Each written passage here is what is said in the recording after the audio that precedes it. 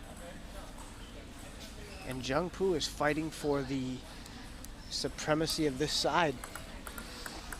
Can he keep the streak alive? Wow. Not a good surprise that time. That was the serve I was telling you about that Bob has, the down the line serve. Yeah, but it wasn't. The quality was weak. It wasn't concealed and it didn't reach the line.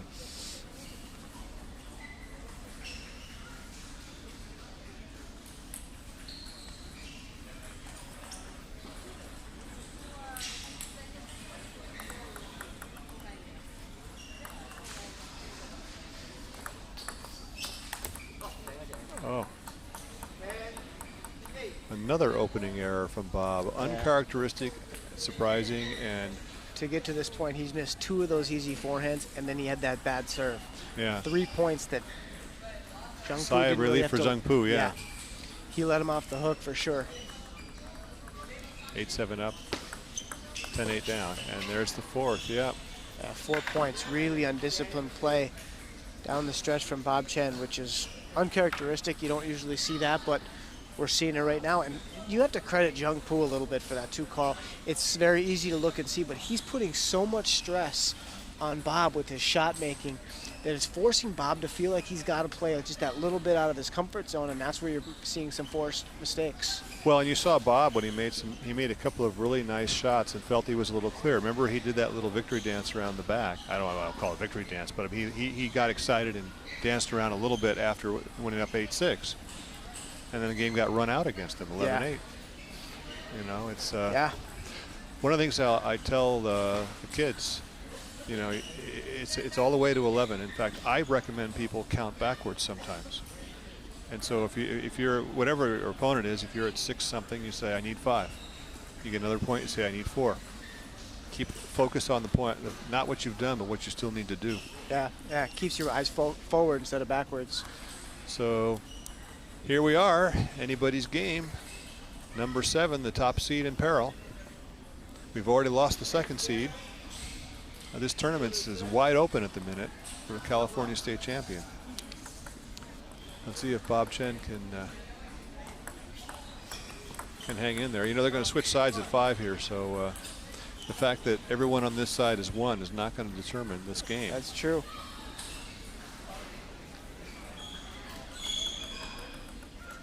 Let's see if Bob Chen goes to something different. Man, that receive is very good. Jung Poo made it look like it was a sitter. Yeah, ball's 2 inches high and 2 inches too deep. The margins are almost that fine.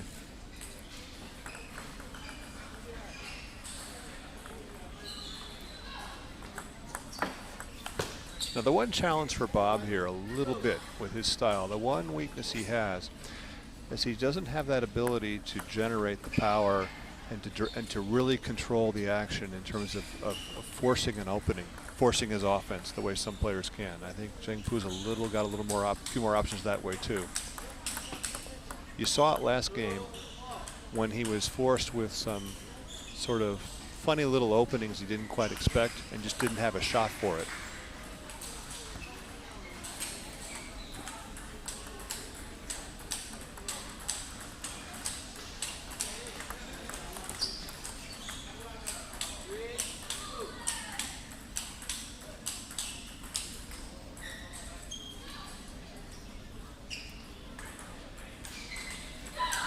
Jung Poo angling for the big upset here, trying to take out the number 1 seed in the California State Championships.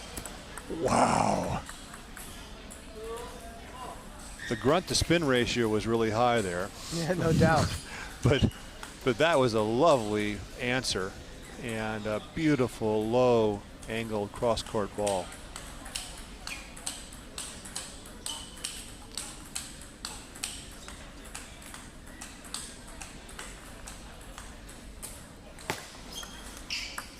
Wow, another beautiful shot. A little bit lucky. Jung Poo puts his hand up to say sorry, but I think somewhat unexpectedly. So now Jung Poo has the lead and the side advantage. Lead in the side. And the wind at his back, so it seems. No doubt. Of course, Bob Chen had a little bit of that last game and lost 5 in a row. Let's see what happens here. We're not nearly done yet. See there again. Bob just went ice cold. Well, it's interesting, Corey. Zhengpu is throwing the ball out to him and challenging him to do something about it. That was a pretty simple, deep push for a service return. Not something you normally see. I have to think it was deliberate.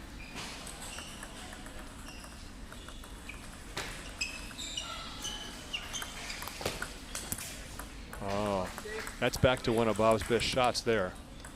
That quick backhand loop right off the bounce.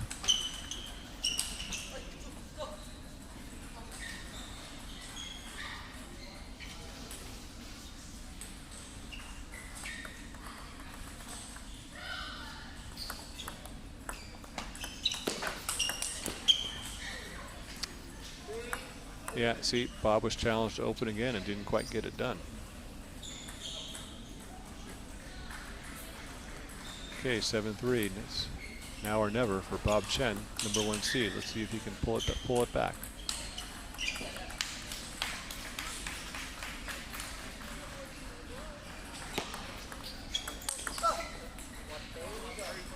One more time to the beautiful short flip.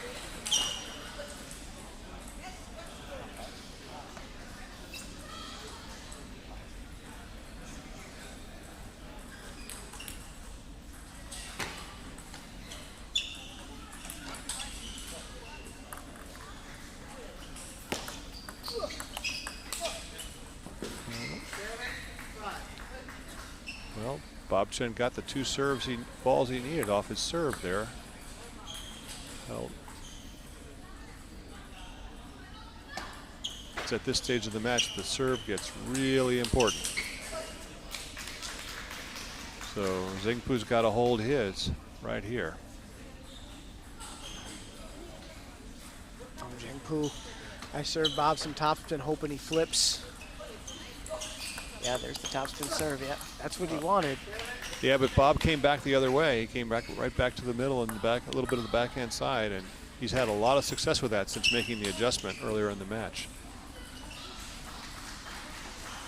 So I don't think that's the right spot anymore. That seemed safe, but it wasn't. It's not a smart play. Not a smart play. Yeah.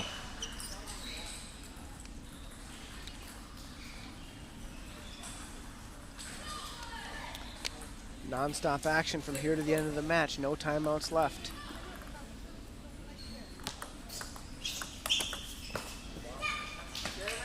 That was a little tight and lucky, and Bob waves his paddle just a bit to apologize for the net. But any way you slice it, it was a point he needed.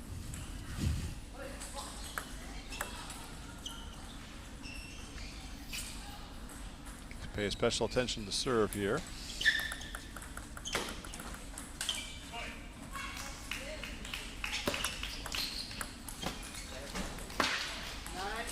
Very tight serve. Kind of hard to see. Card. Yeah.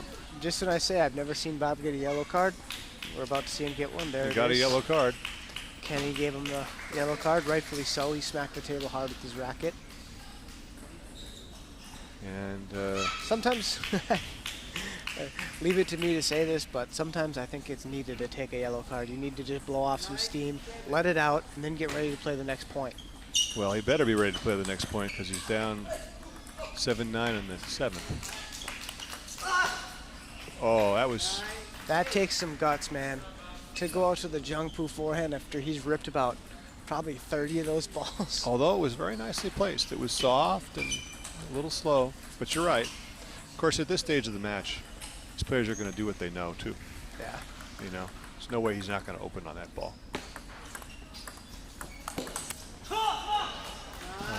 Zhengpu, one push too many, one push too many. Suddenly Bob's got the serve. Effectively. This goes to show you, if you just keep playing solid and hang around. Yep. You might have this would be highway robbery if Bob gets out of this for the win.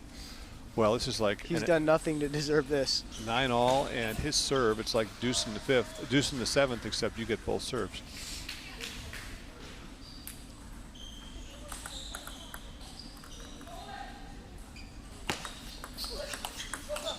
Oh boy. Wow. What a comeback from 3-7 to be serving for the match. This is like robbery. I mean, Well, this is what top seeds do. yeah. If you're a poker player, this is like kind of going runner to win the hand. Well, jeez. All he needed was an edge there. But I do. I mean, it's interesting. Bob has He's just done nothing to win. I mean, nothing he's done is good enough that he should be winning. well, or except even be- except that he's executed almost everything here in the end of the game. He hasn't made errors. he He's kept hasn't the ball on given the up. table a Yeah. little bit. You know, Zheng Pu got a little aggressive, threw a couple wild backhands off. Oh no. Wonder if we're gonna see another yellow card. Nope. No, I guess you got to bang it. It's not just enough to rattle it. But another match point for Bob Chen. There's a lot to be said for hanging around. No doubt. No doubt. Make the other guy close you out. And that's it. Amazing comeback win. Bob Chen, the #1 seed, still alive. The #1 seed and the heavy favorite now to win this thing. With Zhou Xin out. Bob Chen we've still becomes got the heavy favorite. Well, he does, except we've still got some other people in this draw here, and we don't want our viewers to go away. Ta Wenjing is still in the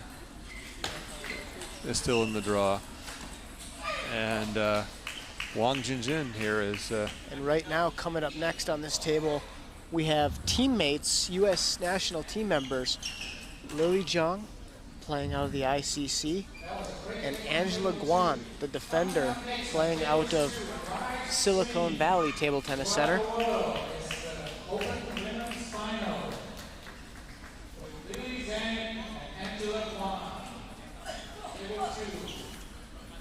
This is going to be a great match. This is one that everyone should watch.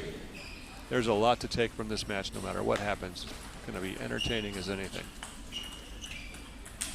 Carl Danner and Corey Eider here at ICC Table Tennis Center. We have got the finals of the inaugural California State Championships. Two-time Olympian Lily Zhang coming out to play surprise finalist Angela Guan. Angela, who took out Zha Wenting in a tremendous semifinal match, 7 games all the way to the wire. Back and forth they went. And Angela played a tremendous, intelligent game. Very entertaining to watch.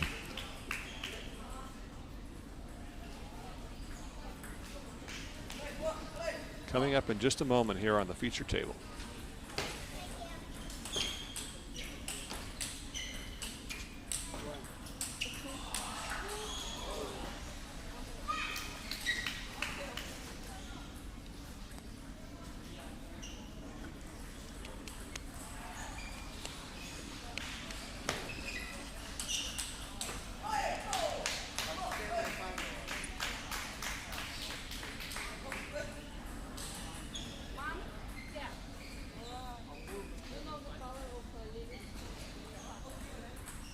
Players coming out now. We'll see them in just a moment.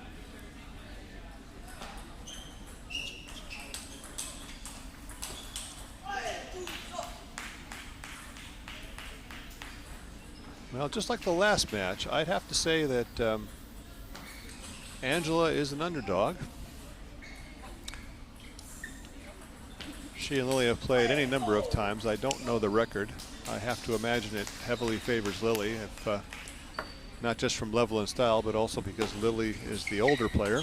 Yeah, the record is 0 and a lot. Angela's never beaten Lily before.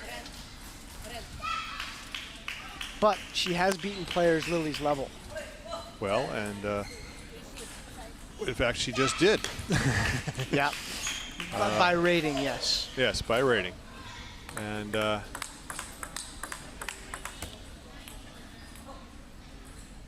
two lovely women too. Lily a bit older, at 20. Angela, a couple years, just graduating from high school this year. Although they live in the Bay Area and they're teammates on the national team, they don't practice together, so that might be a slight advantage to Angela because Lily doesn't get a chance to play with choppers all that often. True enough, although in the World Championships, Lily, a couple years ago, showed her stuff against Chop. She pushed her down, yep. Beating, I think what was it, Victoria Pavlovich, if I remember? Yes. Yeah. Credit Coach Doru for that. That great tactics in that match. If you watch, he basically just kept pushing to Victoria's long pips. And funny enough, for a player that level, had no answer for something so sort of basic. Well, and so having beaten a world top 20 chopper, you would think that style gives Lily an advantage. Although, in the World Team Championships, when they played Korea, she played a chopper, and that was a mess. Yeah, no, that's true. That's true. So, well, and I think the interesting variable here, as we saw in the last match, is clearly what's Angela going to do? I mean, Angela's developing more capabilities. Right. Angela's developing, lots of confidence. Angela knows she can be the player of this level. Angela is probably tired of losing so many matches to Lily. So there's always a time.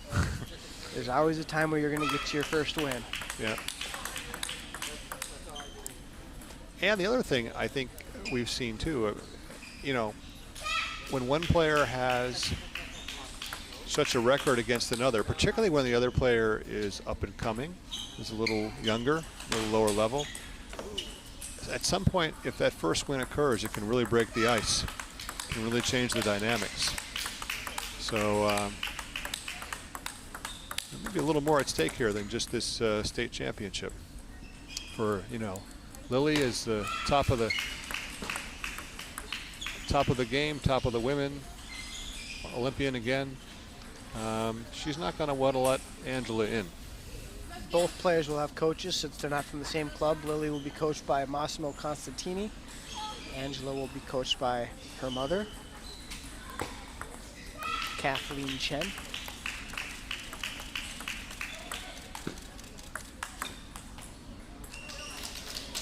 And right away, it's a completely different looking match than the last one.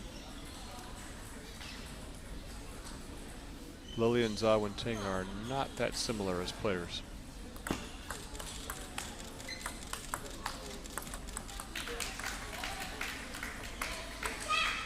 And I know that Lily has been coached quite a lot about playing against Chop.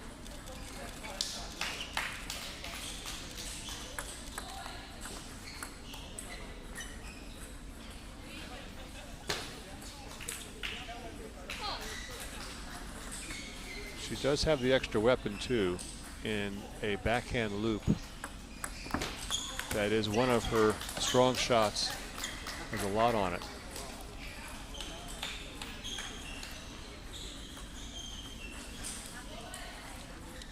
Both players ready to play, no hesitation on either part.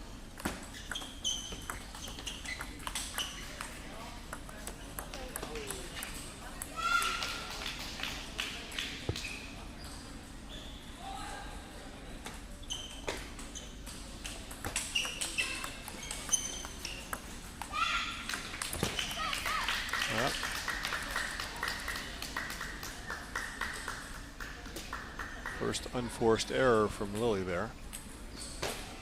Not a good decision.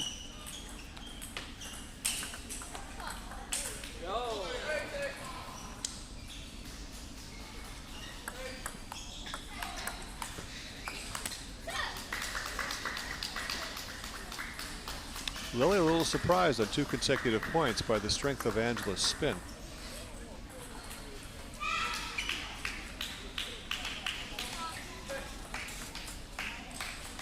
Another thing for players out there to watch is when Angela is chopping or pushing that way,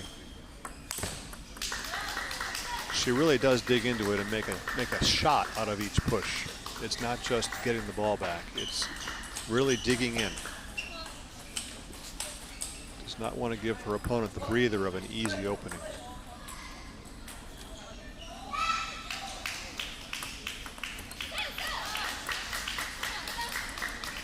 Well, the serve that Angela relied on in the last match paid off for her there.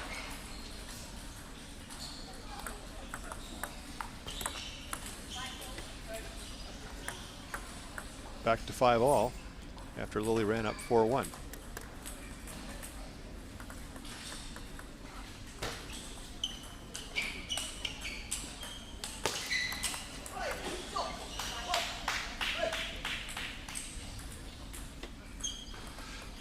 Lily gives a definite sense of purpose when she comes to the table. Her serving position is very well practiced. She's not making anything up. Lily very well trained and skilled. She knows what her game is.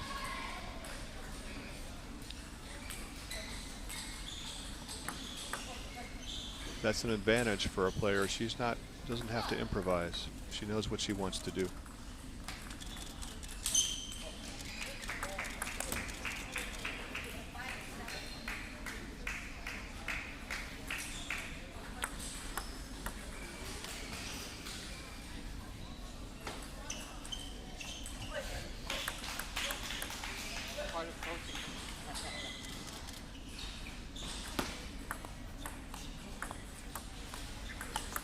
Oh, that is beautiful. Two lovely drop shots and an outright backhand winner. That's the difference we're seeing too, Carl. Lily is playing some drop shots, and we didn't see that at all from Zhang Ting. It's a good play against a chopper to play a drop shot. You make them come all the way in because they have to get a long way back to be able to play defense. Well, exactly, Corey, and it's also just a nice way to stay in the point. You need a safe thing you can play against the chopper that doesn't put you at any risk. Beautiful pick loop from Angela that way, and she picked a good spot again. All right, still it's 6-9. Lily recreated that separation she had at the start of the game.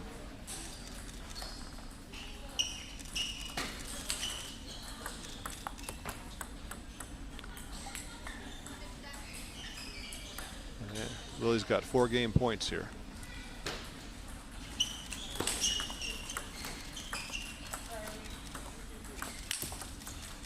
And that's it for the first game.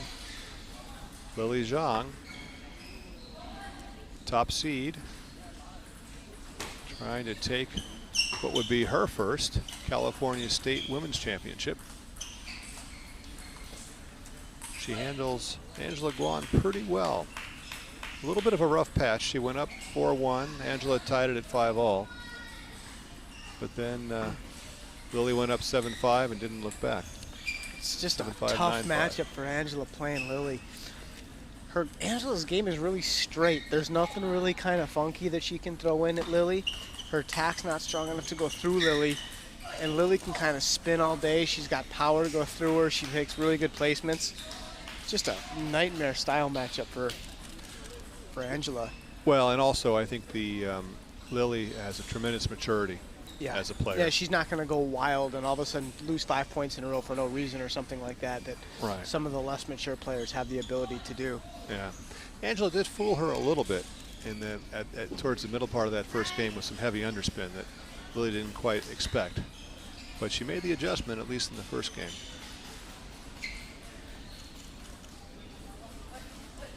Yeah, that's a difficult thing for a defender. You have to know whether your basic approach to the game is going to get you traction or not.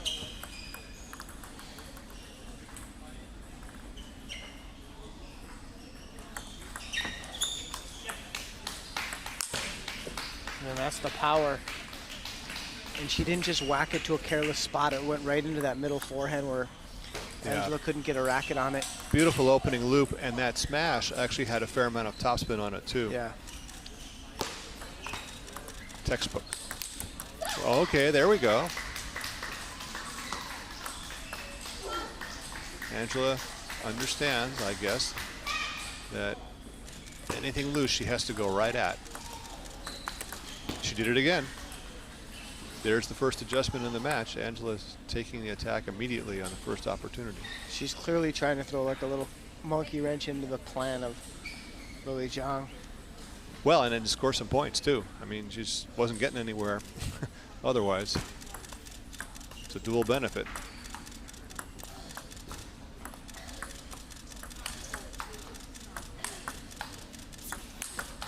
Oh, that is so beautiful from Lily. Watch one thing I want everyone to watch on TV, if you can see it. Not only does she crouch down with her leg and drive her strong legs through those loops, she lets her backswing go farther back than a lot of people will. So she's getting some velocity on the swing and power from the legs both. Keep an eye on her when she takes that loop against the heavier balls.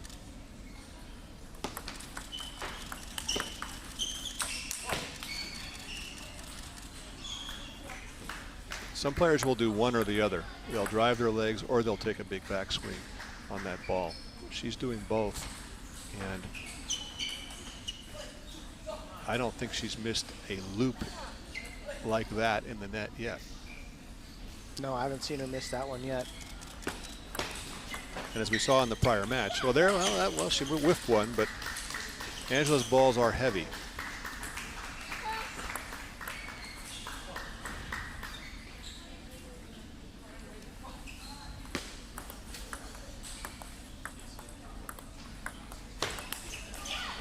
Well, okay.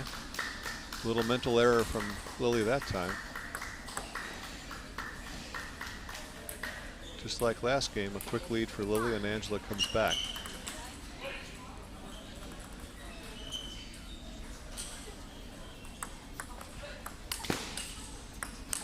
Oh, those are two beautiful forehands. Both off heavy balls.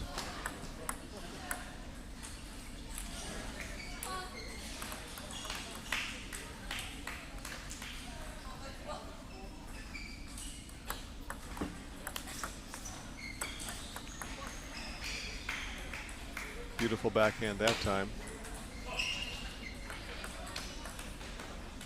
Notice how Lily crouches to receive serve also. Beautiful flurry from Angela. Not just an attack, but a second follow-up ball. Legs wide, down low. It's a full professional stance.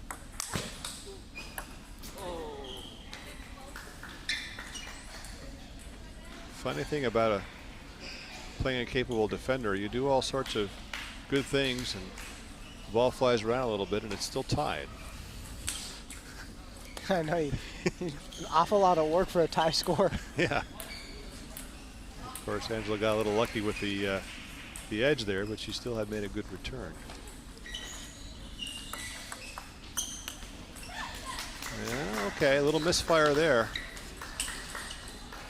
Well, he wasn't quite in position for that ball and swung out sideways at it.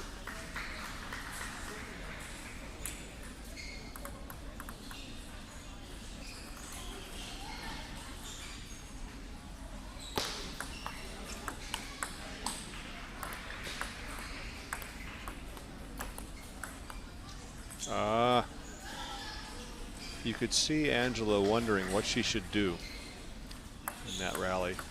She ended up just pushing. But she hasn't shown that aggressiveness of late. There we go. That was a nice serve. Little surprised, long and spinny.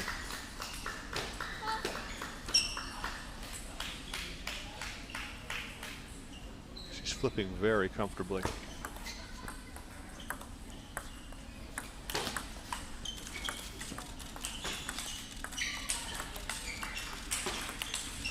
Oh, Lily let her off the hook there. Angela had a ball to hit and backed away. Gave Lily the opening, but suddenly Angela is within striking distance of evening the match. Shocker, she's on our side call.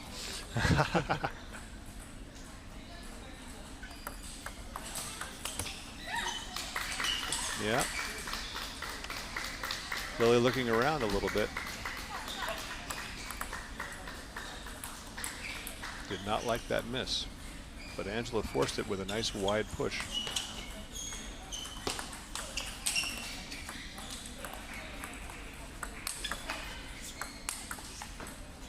Oh, there again. Lily in perfect position and got a full swing at that one.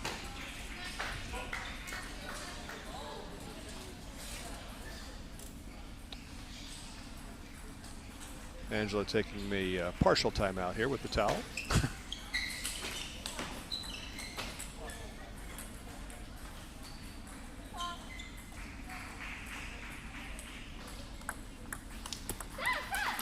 And a winner. Angela Guan trying to continue her improbable march through this draw. I mean, not so improbable. She's the 3rd seed, but a definite underdog in both the semifinal and this match.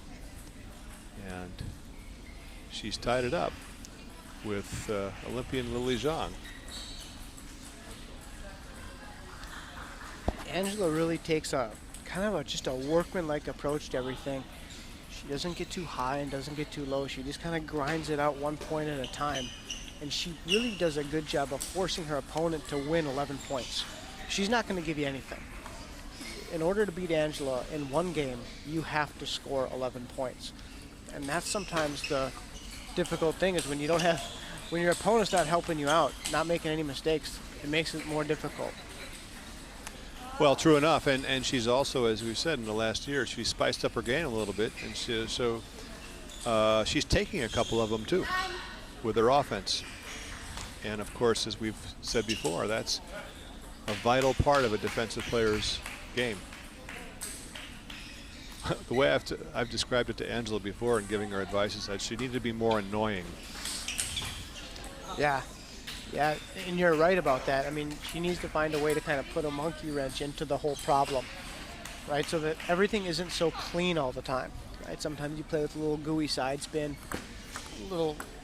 she's developed a really nice hit with her long pips.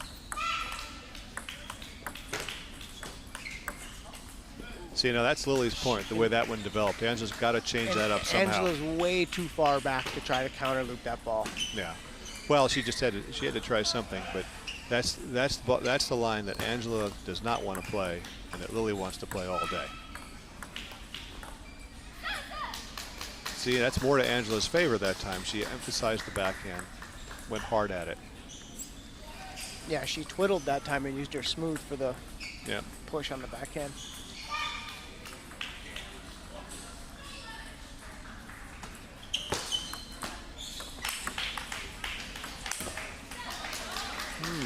Uncharacteristic mental error from Lily there. That was a fairly tough ball and not one you could flat kill at that angle. Interesting to me is that Lily's using her serve primarily for positioning, which is again what you should do against a defender. It's not so much what the spin's on it. She's trying to conceal where it's going and force Angela to reach a little bit so she can open.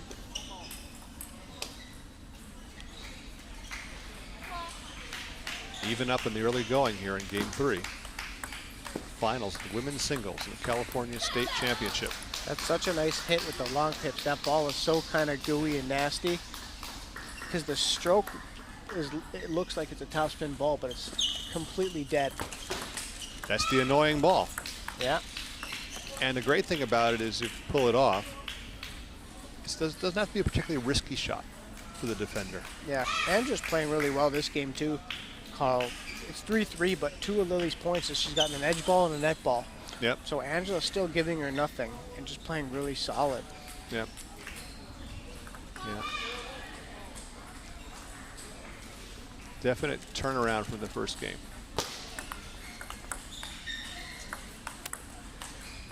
Oh, little lucky there. Lily had a nice run going and then just threw in that net ball.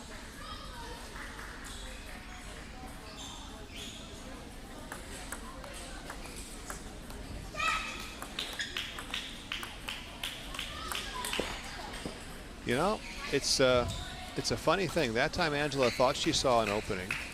She came cross court with a fairly heavy side spin, underspin push and went right into Lily's wheelhouse. Against the player of Lily's quality, there are some things you probably just shouldn't do. And playing that angle Yeah, is one of them. is one of them in this match. See, there it is again. There's no reason for Angela to give her that angle and to play that cross-court ball right out to the forehand. It's exactly what Lily wants. She's very comfortable moving right and picking it right up. And it gets her right into the rally that favors her.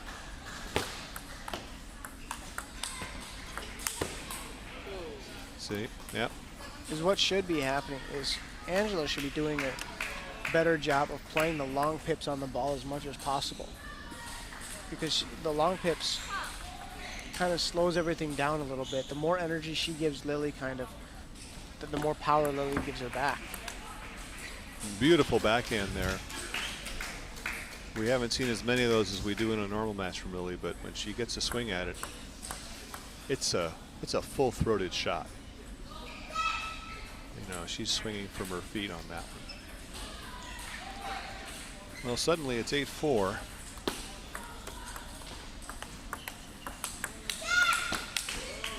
No, there's no future in that for Angela.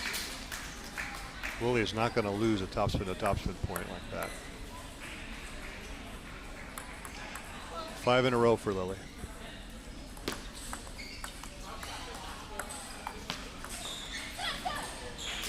All right. Broke the string. But Lily's got 2 service points here.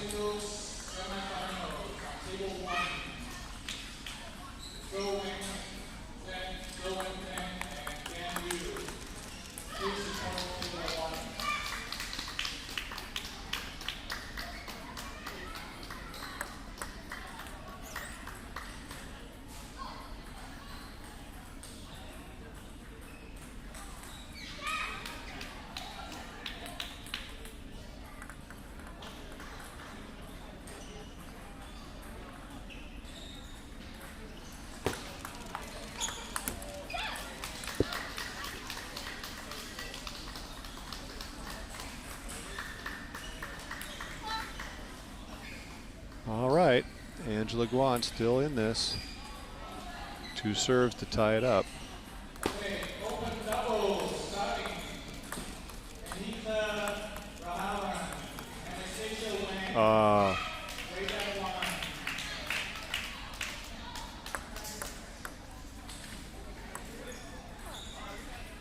3 game points for Lily Zhang to take a 2-1 lead in this women's singles final, and she does. Only needs one of them.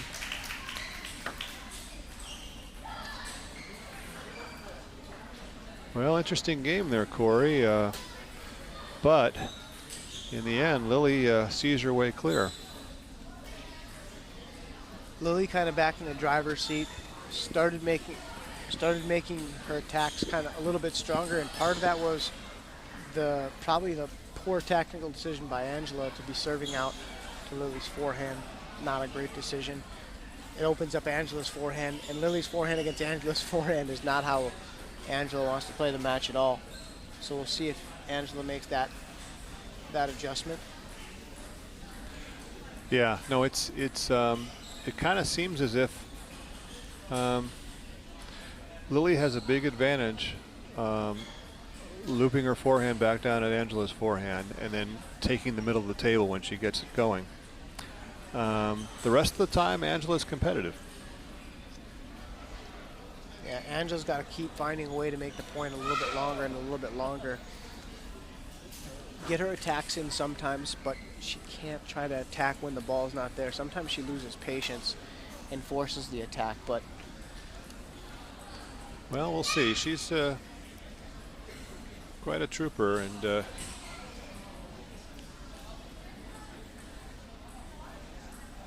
stayed in really well before, and I think she'll stay in here. I don't see either player, getting issues of commitment and fighting spirit. I think it's a tactical match at this point.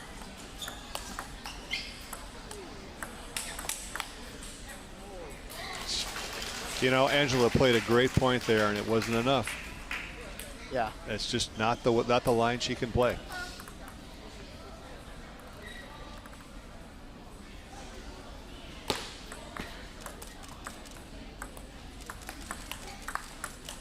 That's much better for Angela. The annoying pick hit. One of the things that Lily does that I want to call out again against defensive players, and not enough players do this either. Beautiful again from Angela. We saw it in the earlier point. When the defender attacks, she treats it as if she's playing an offensive player and just goes right back at it without hesitation. And there she did it again. Too many players, when the defender attacks, they're just content to kind of bring it back, to kind of control it. But Lily sees it as an opportunity and goes right after the ball. So that's why Angela's got to be a little careful with what she's doing. Can't loop or attack into that forehand unless it's really good. And maybe not even then. Well, lucky break there, but it was a beautiful chop all the same. Yeah. Lily's attack was right on the back of the white line. Angela found a way to get it back. Short. Yeah.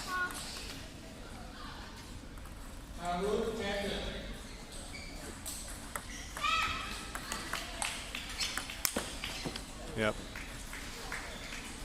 Lily's kind of point. I don't know. To me, Corey, it just comes down to, can Lily play? You know, if she can play 4 or 5 of her kind of points each game, it's probably enough. Yeah. Because she's not, you know, Angela can win points. She does get some errors. She has a little bit of attack, but her attack's not enough to win her a game. She's going to need some help from Lily. Yeah. In order for Angela to win. Well, she's going to need to somehow stop this from happening. Yeah. No, that was Angela's a little lost here at the moment tactically.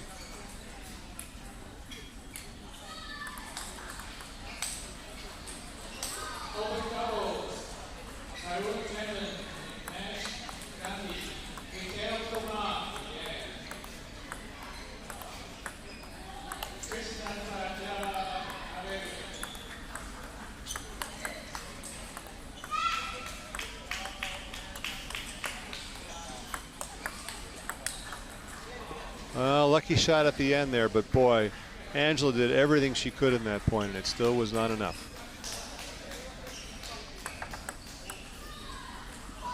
Beautiful rally, mixed in the attack, made some lovely retrieves. Didn't phase Lily one bit.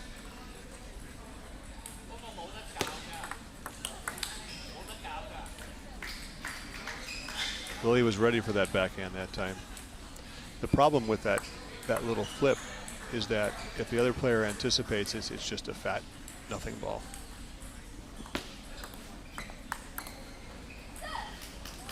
All right. Nice shot from Angela. She needs a few more.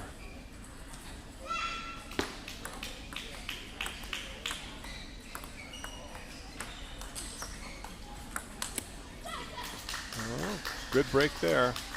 Lily misfired on one that she usually makes. We're kind of back to holding your serve, and Angela just did it.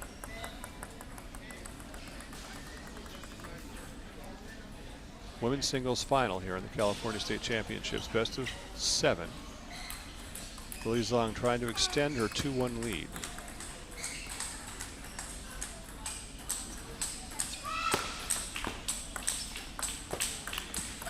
Smart play from Angela, right back at the backhand.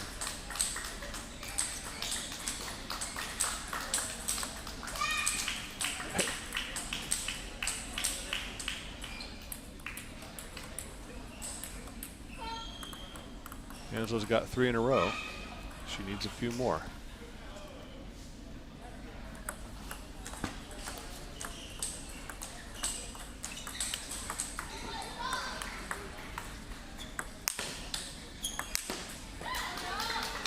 Wow. Did she tire Lily out on that point? I don't quite know what happened there. But She was so close to the net. I don't know how she missed it. yeah. A little extra topspin, I think, on Angela's ball that she didn't see. In any case, it's 4 in a row.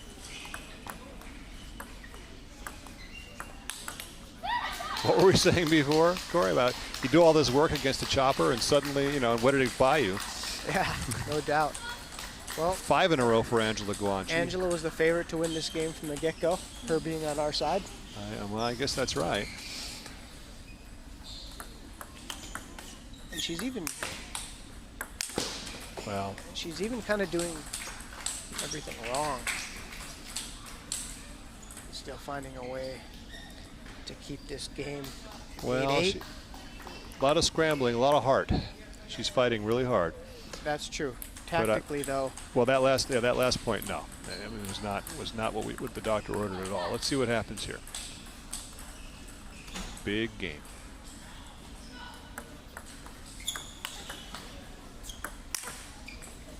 Too tough, too tough. Lily made a really good angled opening loop, and that was about all she wrote on that point.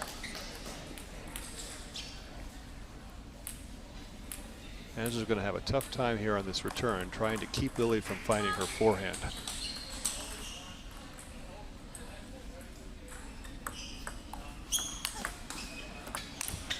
Oh, a little bit lucky. Angela got her back the previous 2 points. Lily got a net each point. Fair enough. A little bit of payback there. Well, and again, it was a good return. It was short. If I'm in Angela's corner, I call a timeout and tell her under no circumstance to do that long tomahawk serve to the forehand. Give her some sort of plan. Well, this is better. Yeah, okay. But if I was in the corner and I saw her line up for that tomahawk serve, I'd call timeout right away.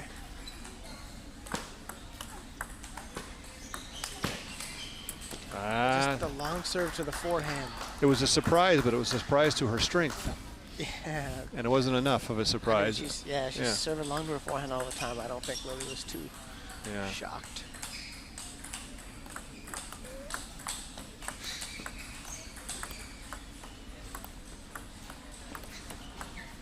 Oh, bad break there.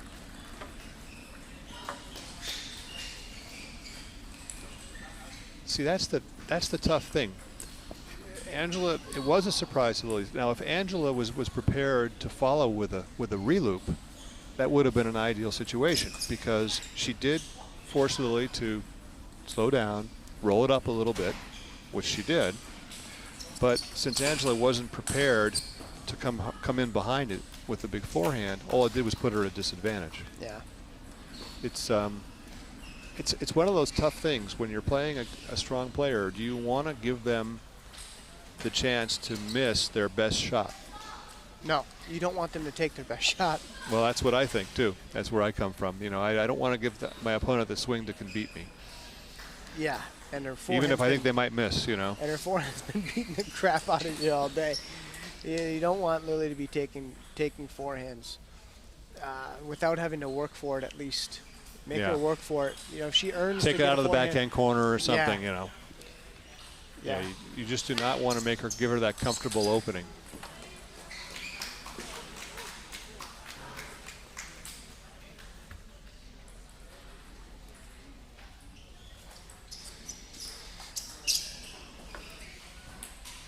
Well, that was a pretty important game there. At 9-all, it could have been tied, or it could have been 3-1. Instead, it's 3-1. And this time, Angela's got the big hole to dig out of, and she starts off with trying an immediate attack.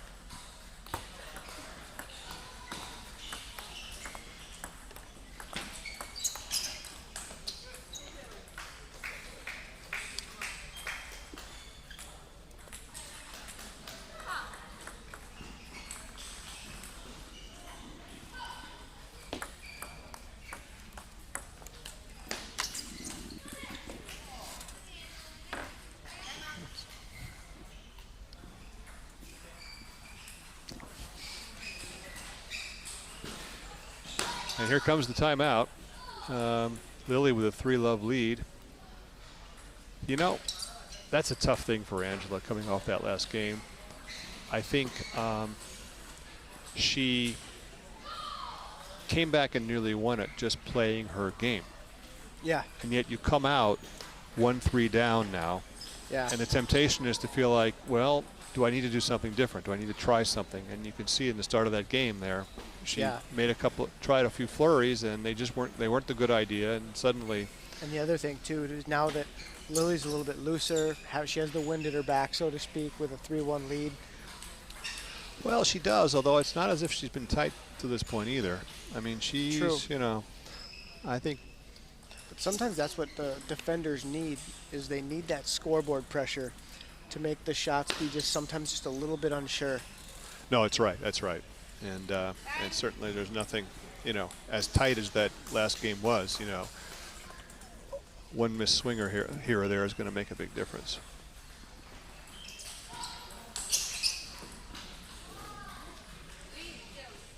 Okay. Real critical point of the match right here.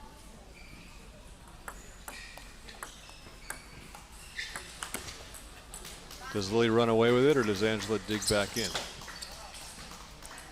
That was a little optimistic on Lily's part. That's the other problem that can happen when you start to get. You get too loose. Get a little too loose and just decide now's the time to go for something and put this out of here. That's the serve. That's the serve Angela should be doing.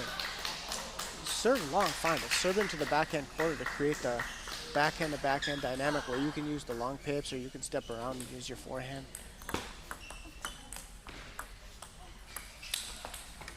Yeah.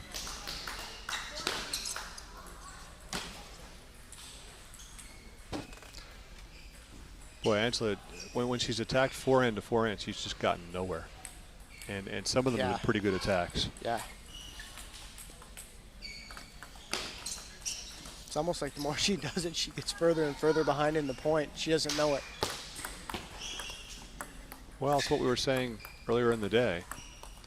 You take your best shot, and you think, I can just hit it anywhere, because it's my best shot.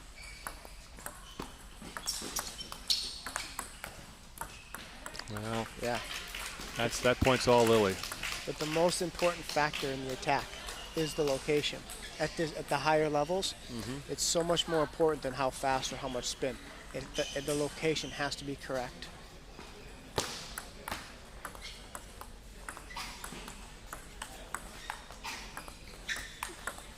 That was good location.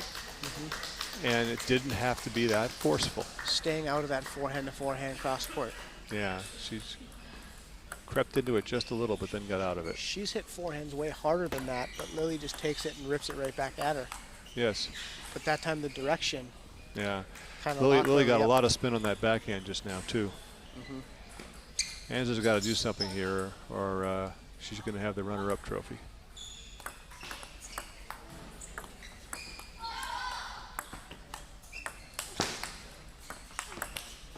Oh. Valiant effort at playing a losing tactic.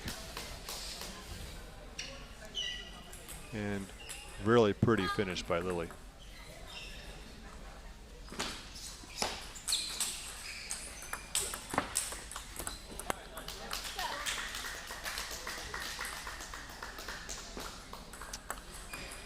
Well, we started this way last game. It was 7-3, remember? And Angela crept back.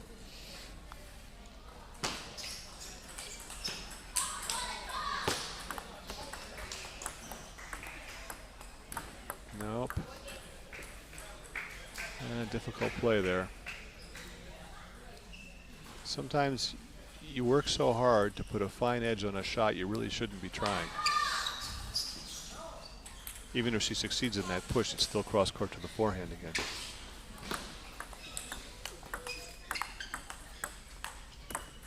Still a better point that time, though. Yeah, but it's ended with an unforced error, but yeah, the setup of the point was much better.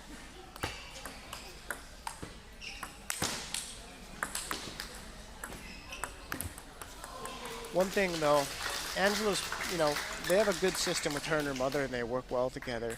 They video the matches. They're going to go home and watch this match, and they're going to learn a lot from it. They're going to learn that you can't play that forehand to forehand dynamic, and they'll come back with a better game plan. next time. Nice conclusion by Lily Jean, the California State Women's Champion, and not a surprise, I suppose, for the top seed and our two-time Olympian to take the title from a terrific competitor and fellow team member, Angela Guan. Congratulations to both players. Absolutely. And when we come back, we will have the #1 seed Bob Chen against U.S. Open champion Jinshin Wang. Open men's singles semifinals on table number 2. Bob Chen, Wang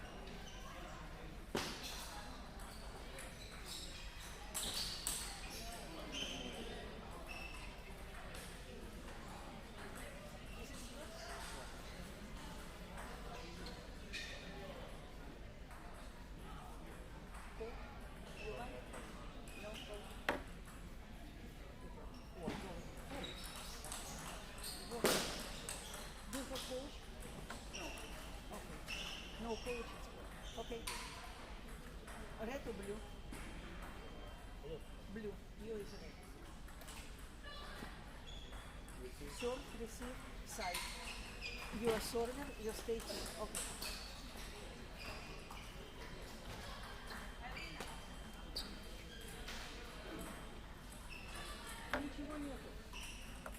Okay, guys, one of them should make change your t-shirt. 然后玩摸把 same color。 The same color. 我有一件别的，但是一样颜色。你要有吗？ Just slippers. Slippers.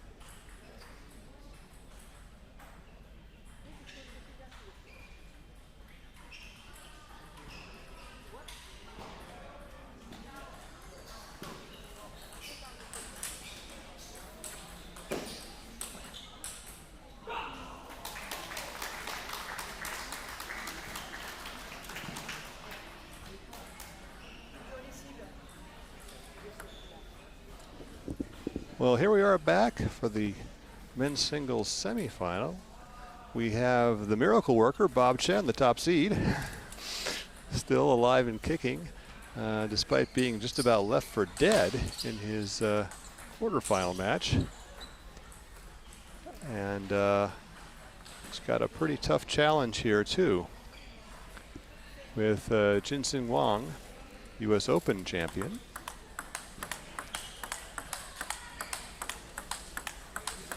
And where is he? Where is Jinsen? He's the 4th seed, right? Yep. 4th seed in the event. 26.96. So let's see. The U.S. Open champion is only 4th seed in the California State Championships. Yep. Because he's also, we have another U.S. Open champion, Tao Zhang. There you go. Who is also not the 1st seed. He's the 3 seed. You know, I gotta find another state to move to, Corey, because this is just completely out of hand. I'm never gonna win anything again. No, I think if I want to win a state championship, I'll have to go to like Wyoming.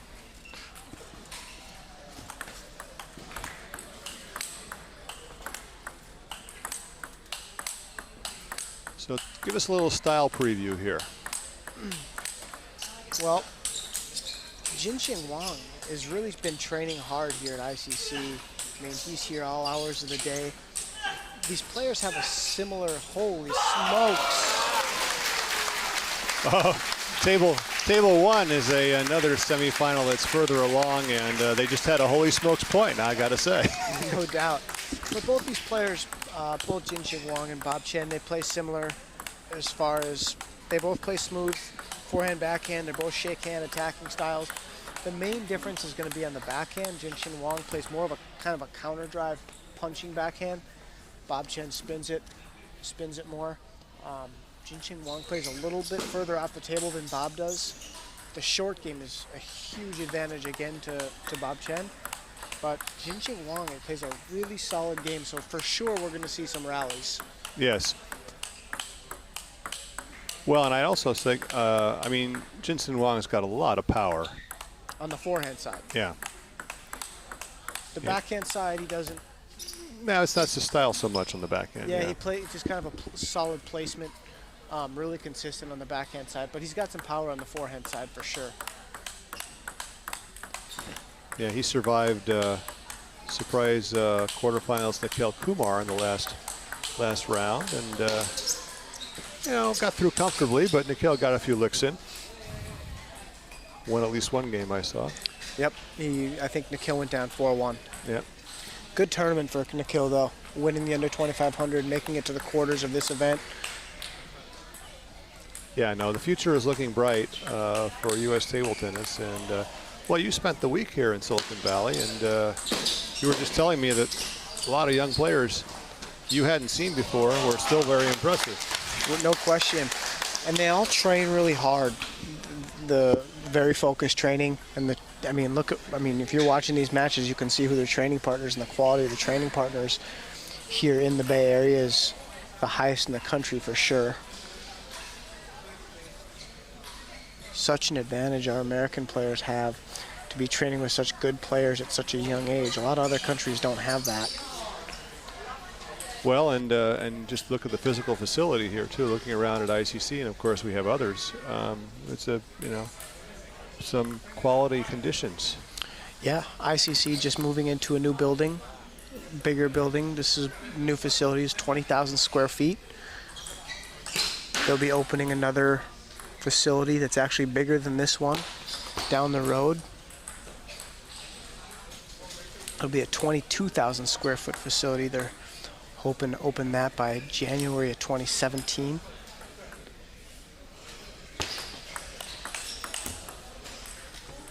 That'll be in the Dublin area. Carl, are you familiar with the Dublin? Is it Dublin? Yeah, Dublin is just up the freeway. Yep. That's where the new facility, not new, but the additional facility. So they're still going to have this one, but now they're going to have 2 humongous facilities here in the Bay Area. Well, and there are others besides, of course. Yeah, no, it's just a fabulous place to come and lose some rating points. No doubt. All right, well, we got game is underway here. We've been talking over it. Nice backhand up the line there. This looks a little more wide open than Bob's last match, at least so far. Yeah, Jinxing is not going to be playing a lot of short.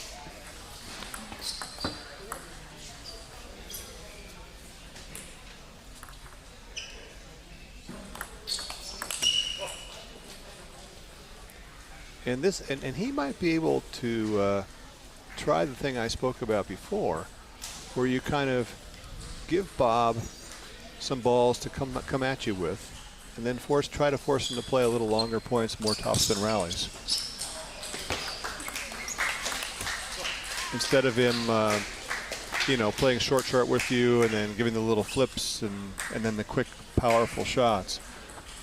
I think Jinxin's looking a little bit to just say, well, let's just go at it. Well, it didn't work that time, though. Bob got a couple of nice swings on those forehands. I'd love to see his forehand stroke in slow motion. There's just something about it that's a little different. I can't I've put my seen it. finger on It's everything happens in his forearm. He's missed his own serve twice. So when you're giving 33% of the points away on your own serve, you're going to find yourself in a hole. Kind of amazing that ball didn't break there. Awfully loud sounds and hard shots.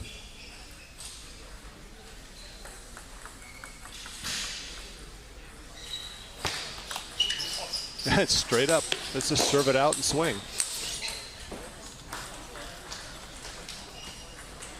I do get the feeling that if you play Bob Chen a few times, you realize pretty quickly that there's nothing to do. The short game, there's no life there.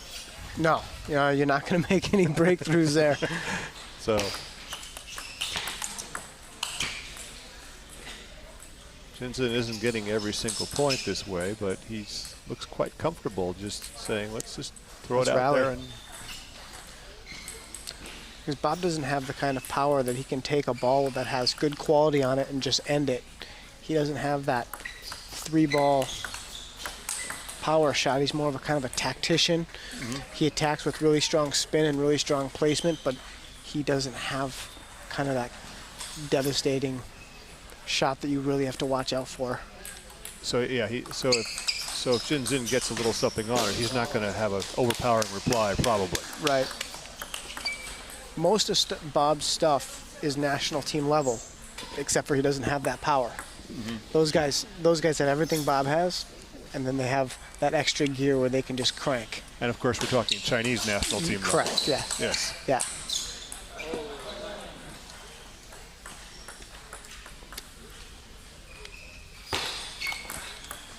Smart serve. Yep.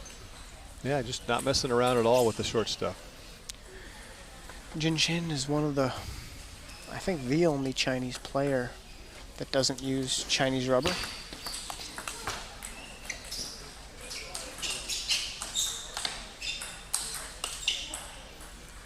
Well, 8-all here.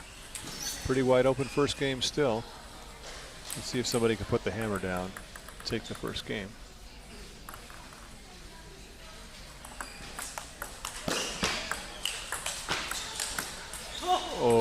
that last forehand had a little spark on it. Yeah. But these shots that are just turning into routine rally shots are all quite potent too.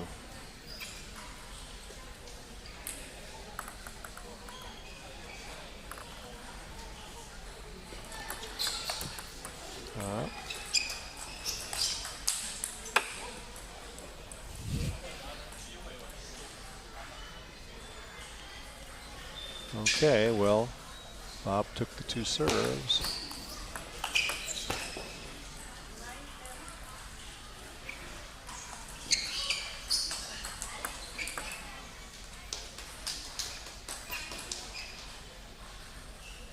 These guys are like a couple of boxers just going to wait in the center of the ring and just start swinging. Yeah, like 30 style boxing.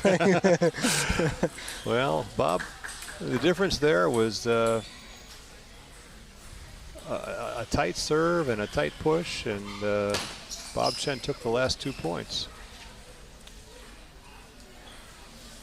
So the first seed streaks out ahead in this semifinal. You don't see the other one, but both semifinals are going on right next to each other, and the crowd is circled around. Some really exciting points going on. We'll give you some vicarious thrills from the table next door in between. Yeah, Dan Liu leads Tao Wen-Zhang 2 games to 1, but Tao Wen-Zhang leads this game 6 points to 4. And Tao Wen-Zhang, as you said before, is another U.S. Open champion. Dan Liu is just an interesting player. And he's so fast with his feet. His footwork is perfect. I mean, Yeah. absolutely perfect. And he's not quite as powerful as some of the other high-level Chinese players here, but he's a real fighter, and he's a smart player. Bob just put one of the better drop shots I've seen from this tournament. It's funny, these guys are trying to serve topspin to stay away from the short game, but he just drops it anyways. It's incredible, a short game.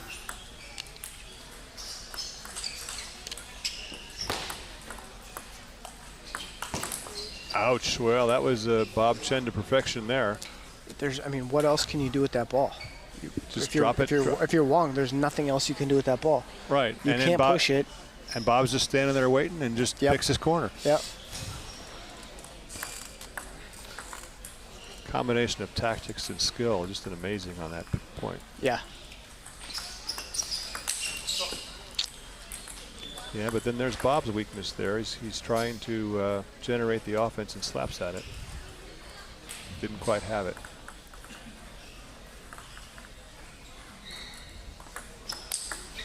Oh, that is so good. That was just amazing. And it's a turnaround. Remember earlier, Jinzhen was trying to use the backhand on those short ones. That time he just killed it.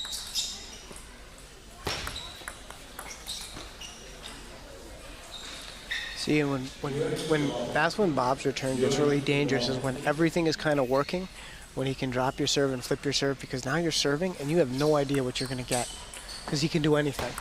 And that's when it gets really scary. I mean, he's just kind of running the gamut of how many different serve returns he's had in these past 4 points. He played a fade flip with the forehand there. He's dropping the serve. He's flipping with the backhand. I mean, he's got so much variety in the serve return that's what makes playing him so difficult, is on your own serve, you have no idea what kind of receive you're going to get. And that's really disconcerting when you're the server. Oh, back to the run around the backhand return there. And Jin's in, and it worked that time.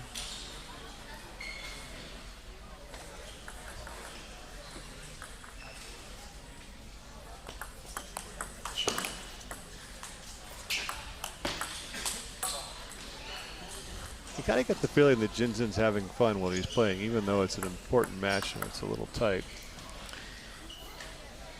Yeah, and coming from China, Jinzhen was significantly lower on the totem pole than Tao and Bob.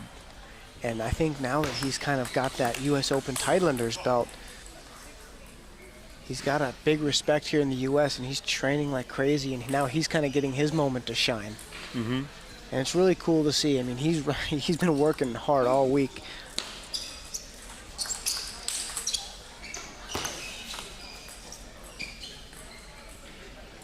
Well, it's paying off from here. He's opened up 4 points of daylight.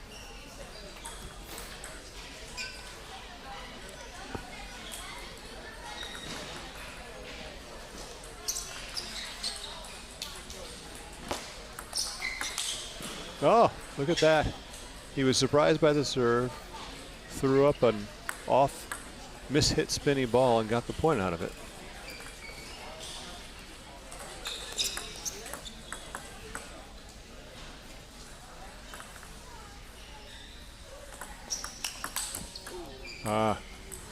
No surprise in that one.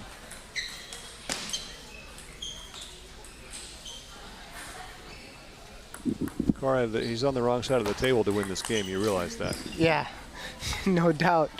I mean, we keep joking about it, but it's only because it keeps becoming true. Yeah. Well, I think we're going to have a change here. 10-3. Looks like it's probably enough of a cushion. Oh, unbelievable. I just have to laugh. I mean, that ball that Bob Chen hit was a stone winner against almost anybody.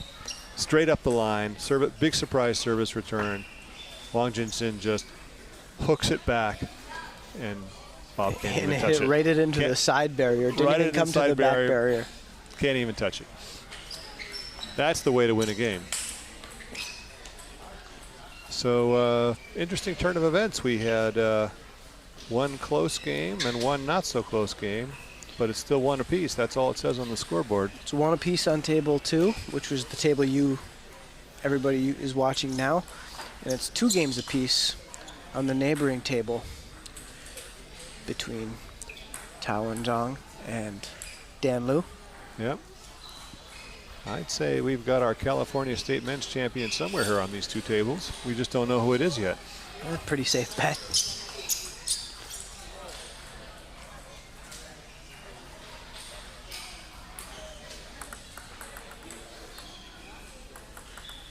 Okay, well, Bob Chen got buried that last game. Let's see what he's going to come out with here.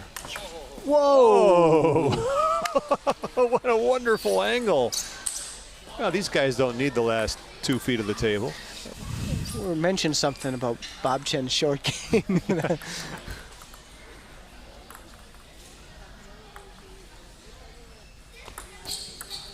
Oh, no, look at that. Well, you know, he served off a couple times and still won the first game. Yeah, he missed his own serve twice in the first game. All right. Jensen looks a little more reflective here. A little tentative that time. He's backing up in the point.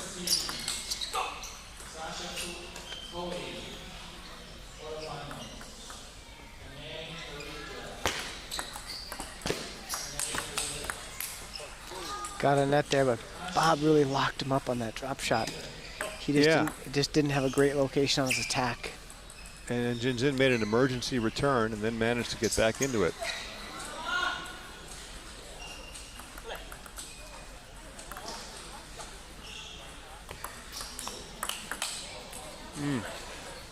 It's a good play.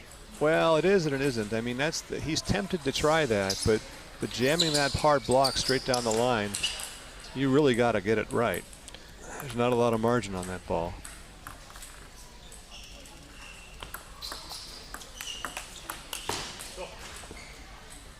All right, they're still kind of feeling themselves out. It's funny, this game looks a little more like the first one. Whatever Jinzhen's little magic he had the last game, he's out of it for the moment. They're just going back and forth.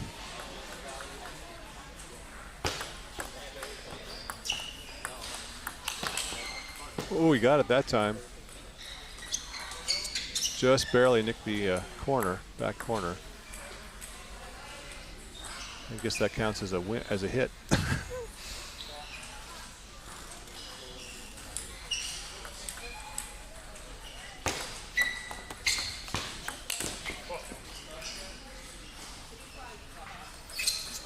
Interesting how hard Bob seems to feel he has to swing right from the start in the point.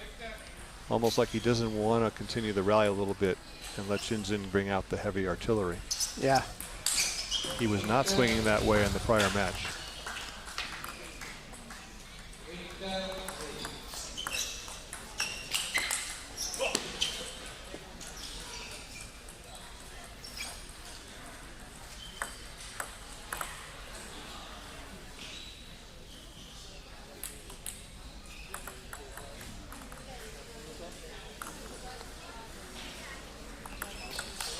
Oh, another one. Another great, I don't know, flip kill? Is that what we call that? Absolutely.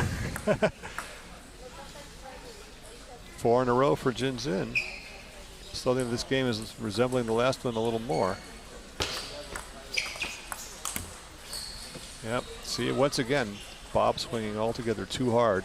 The last 2 games he's played really careless. I mean, a lot of these mistakes are pretty careless mistakes.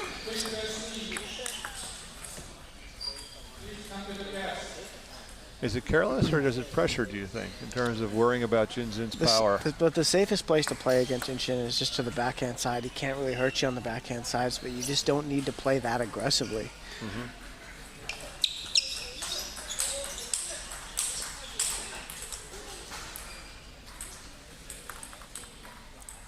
Meanwhile, Tao Wen-Jing is up 3-2 in the other semifinal. We have at least a chance of 2 U.S. Open champions. They won the entire country. Maybe they can play off for just California.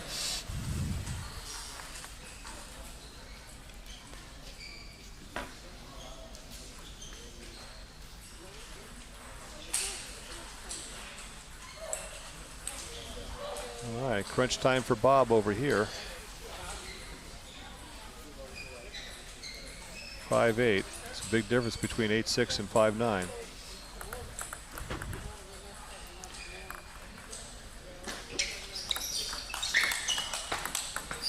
Oh, beautiful placement right off the bounce. That's really what Bob should be looking to do, Carl, is to play more backhand to backhand with Jinshin, because the backhand side, it's not that he's going to miss it, make a lot of mistakes, but it's really weak. I mean, there's nothing on his backhand at all. But he's kind of just overplaying, and he's throwing so many points away that even when he does play the right tactic, he still finds himself in a hole. Like, he puts the ball on the backhand side, but there's nothing there. It's just kind of a block and has some force, but at this level, I think everybody would consider that a pretty big weakness.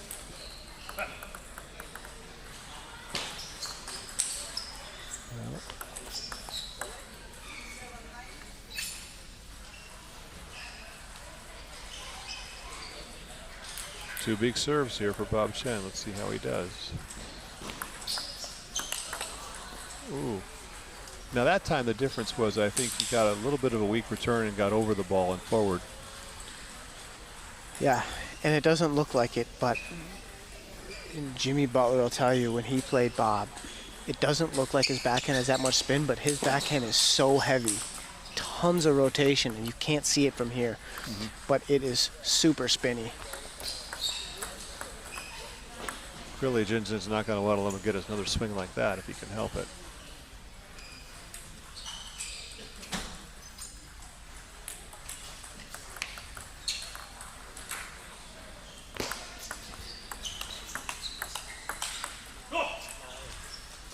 Well, backhand poke winner at just the right time and to a good spot. All right, Jinzin's got 2 serves and 2 game points. 3 out of the next 4, Carl. Only needs 1. No, it's when you're serving 8-10. Oh yeah, you're right.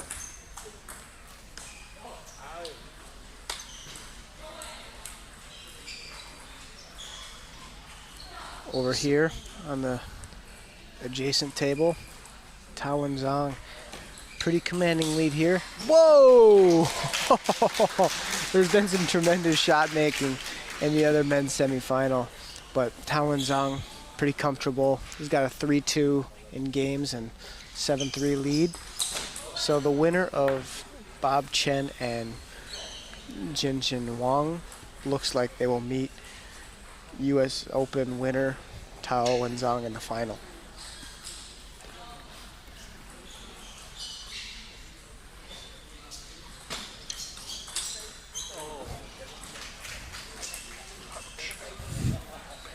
Okay.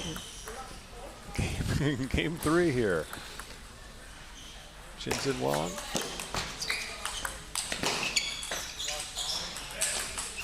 Having picked his game up and won games 2 and 3, loses the first one.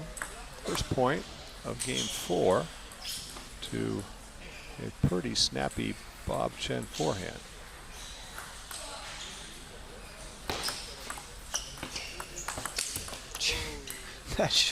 That short game is so incredible. Well, and even more so is just all the power that, well, either player, but Bob especially, can make off that short ball. And they're producing a ball that's as strong as most players' full swing loops. There again. Gotta say, Corey, that looks like a little more of a backhand than you were advertising before. Off that serve, yeah. But typically he doesn't really generate much on the backhand side. I mean, he has good direction with it and good placement and stuff, and Bob has really been struggling to make his own serve. I mean, that's his 4th missed serve the match. We play players the quality of Jinjin Wang. It's a recipe for disaster. Well, we'll see. He was the master of disaster in the quarterfinals, though. He wasn't over till the end, and Bob was still standing there.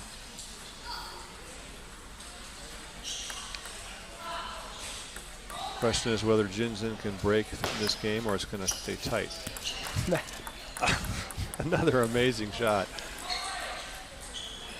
I hope it looks good on the feed the way it does here, but we just laugh when we see that ball.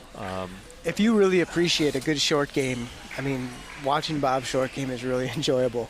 Some people just like to watch counter looping, but I mean, you can see counter looping all the time. Seeing that stuff, knowing how good these guys' serves are, and just being able to just completely shut somebody down like that, to me, that's like kind of the art of table tennis. Being able to take their serve and have like 3 or 4 options.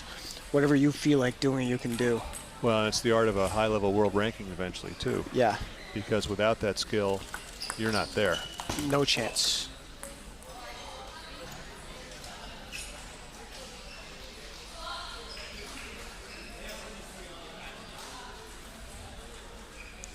Okay, Jinjin serving 5-3. See if he can open some daylight. Nope. Sometimes it's hard to know. It's a fast serve. Bob got a pretty good dig on it. Jinjin didn't quite move. Even the errors are pretty impressive. And whoever wins this match is going to have to deal with an absolutely on fire Tao Wenzong in the finals.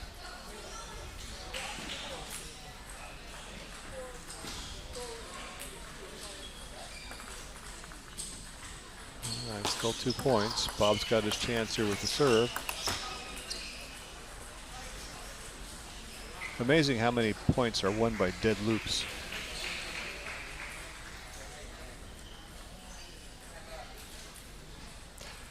That's a key high-level skill, too, just reading your opponent's body to see what he did with it. No, it's a little too optimistic there. Yeah, his backhand is kind of going haywire on him. That's the shot when he's on.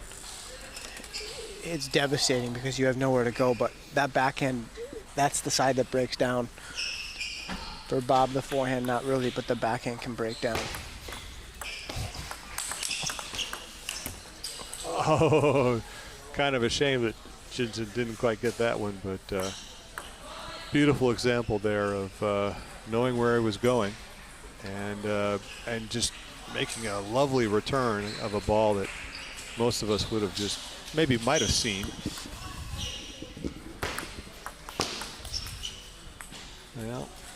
See second time there where Jensen's got Bob doing what he thinks he wants him to, and it didn't work out.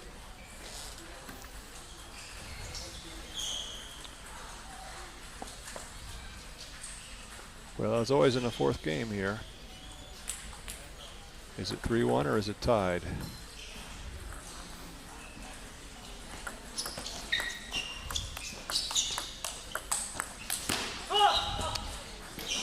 Jensen's just not quite getting that forehand. A little something off, whether it's his positioning or dealing with tough balls. Yeah, neither of these players has really kind of started playing really, really well. And sometimes that's what happens when you play people who have a real good short game. You don't get a chance to get into a great rhythm, and neither of these players have kind of hit full stride yet. Yeah. No, that wasn't good. Well, Bob's showing the fortitude here.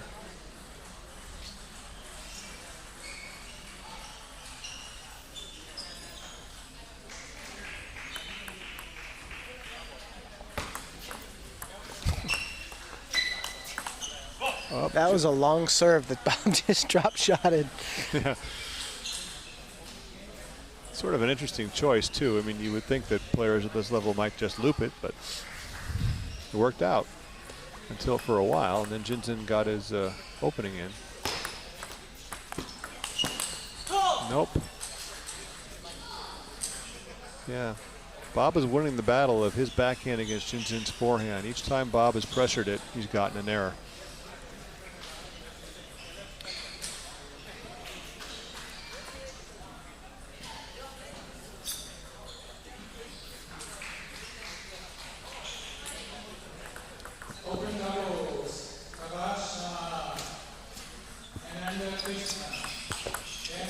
Well, and that's what he needed. All right, well, we're all knotted up 2-2. All knotted up 2-2, and it's a funny thing, you know, about the Bob Chen style we've commented on before. He did open there, but that game, he really just hung in and made a lot of good returns, you know, put some juice on his backhand when he got the opportunity. Returns, and his backhand kind of steadied out that game, and I thought that was kind of the biggest difference. The previous games, he was missing his own serve, he was missing his backhand a lot, and those kind of are two of his more stable shots. So, and Jensen wasn't able to pressure him with a consistent enough attack to force him to take any chances in attacking himself. So that's where the and Jensen's strongest shot, his forehand, wasn't going in. Yeah. Well, and as we said, Bob was winning, sort of won the battle there. He put a little extra on the backhand and overcame Jensen's forehand. He made about 3 or 4 errors where he couldn't quite cope.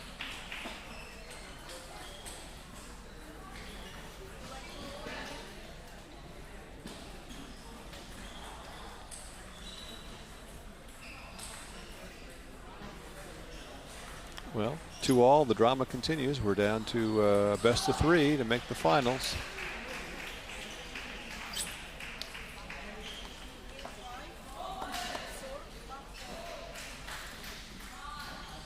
See if Bob Chen carries any momentum from that last game and closed pretty well for him.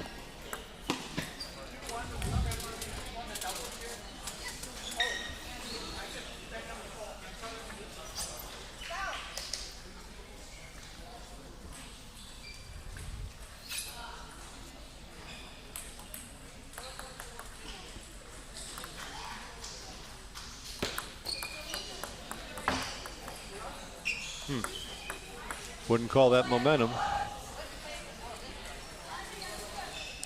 That's been Bob's trouble all day, Carl, because he hasn't been able to stay focused throughout the entire match. He's kind of been having these lapses in concentration.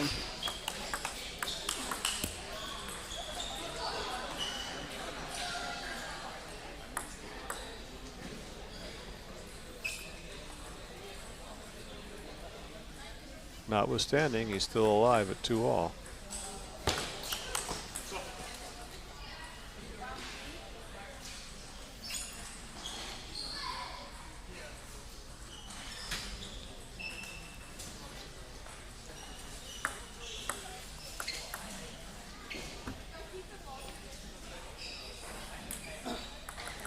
Jinzhen needs to get back into his rhythm and produce some sustained offense.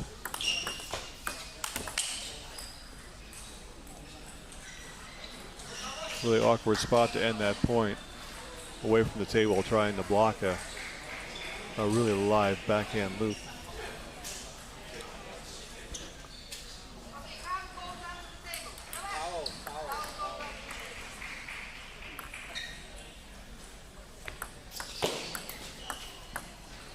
Nice kind of fade with the forehand there by Jinzhen. Bob had to go over to the forehand to protect because he's seen that flip from Jinzhen a couple times this game with the short forehand. All right. Leans the wrong way, stops his foot, throws up a little slow thing, and wins the point. Of course, now that's a much different looking point there.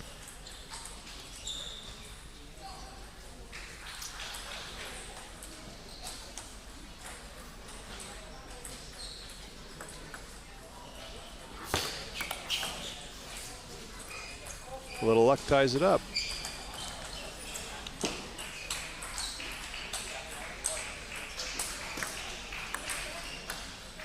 Yeah, so far we haven't seen either player make a real move to put some distance between himself and his opponent, even though from the looks like there's the opportunity if one of them can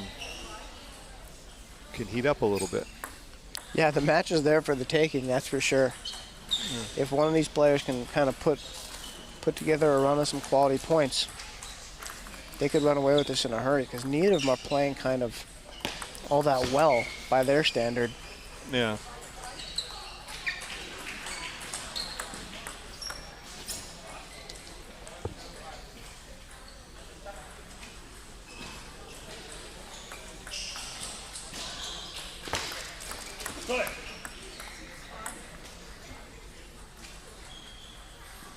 Little.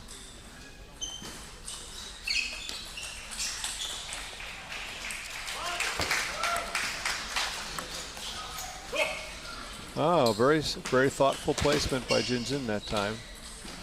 Did not fall into the same trap. Got it over into Bob Chen's body.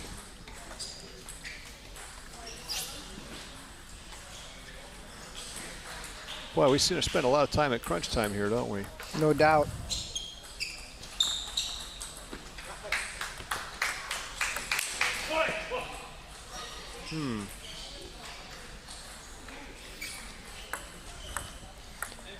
Another flash of Bob looking like he's trying a little too hard for the winner. Was not how he won the last game. No, when Bob playing his best, he's at the table kind of playing a good, solid, controlled, spinny backhand, not taking such a big backswing and going so hard. Yeah, two uncharacteristic misses in a row there. Puts Jinzhen in the driver's seat here to take a 3-2 lead. Oh, beautiful shot. That was the same way we ended game one. Yep. With that.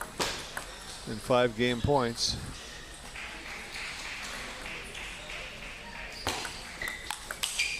Nope. Can't do it a second time in a row. Well, Bob Chen is a survivor. Let's see what he can do here, serving 6-10. Trying to avoid going down 3-2. Very simple serve, kind of a surprise, and a lot on it.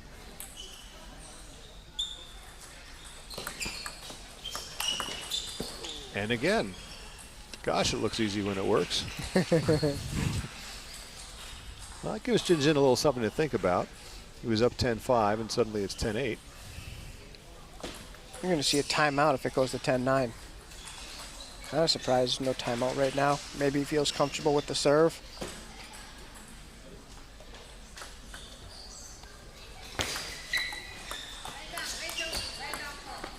Oh, lucky break. And a perfect time for it for survivor Bob Chen.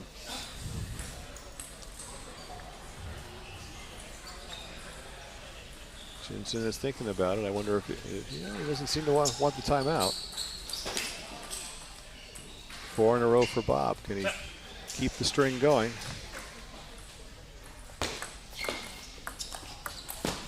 Oh, a little bit Lucky there, the misdirection worked. Jinzhen hangs on from 10-5 to 11-9. But all that matters is that it's a 3-2 lead. California State Table Tennis Championships, men's singles. This is the semifinals. We're almost there. Jinzhen Wang is up 3 games to 2 on Bob Chen. Bob is the top seed. Jinzhen is the 4th seed, but a former U.S. Open champion.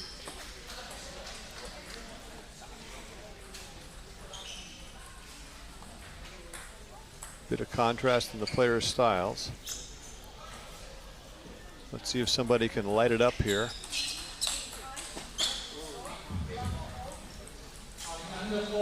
Jinzhen to serve first.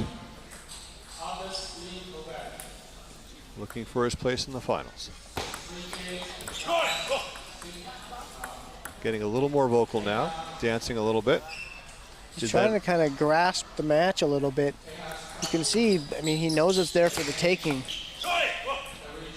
And he's trying to kind of rise up to the occasion and just play a solid game and get the heck out of here and meet Tao in the final. Sounds really easy.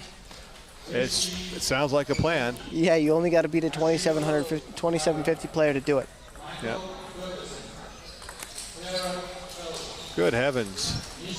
I've never seen such poor serving from a player at this level in my entire life. I mean, this has been just a clinic on poor serving. He's never seen it either, based judging by his reaction.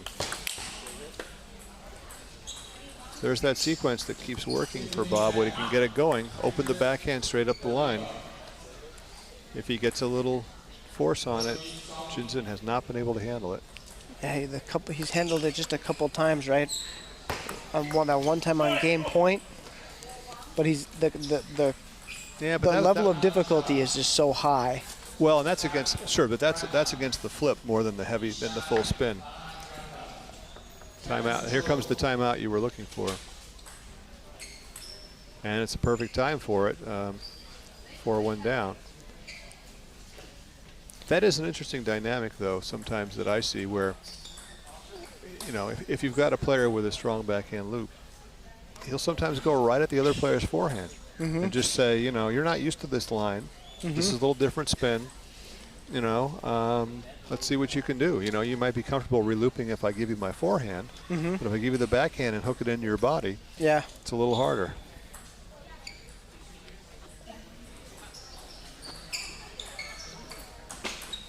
Since they're teammates here at ICC and both coaches, there are no coaches for the coaches in this match. But I guess the coaches can reflect and coach themselves in the timeout, which they're doing. All right. Bob Chen's hoping for a change of pace here. Let's see what happens.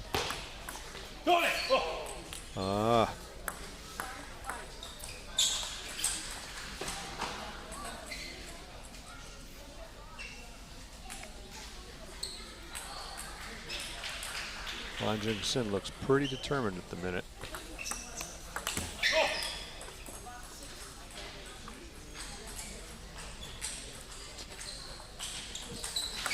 Kind of the tale of two opposites. Bob looks kind of disgusted, and Jinzhen looks very focused.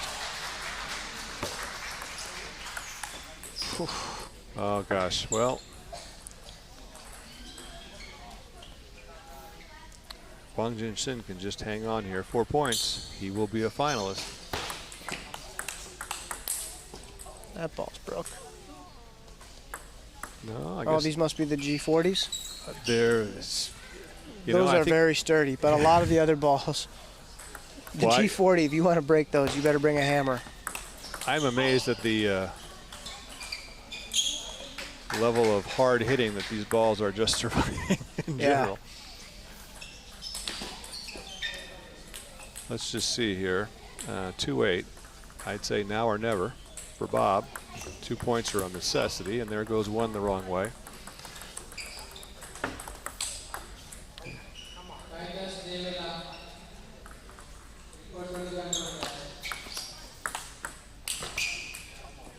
Well,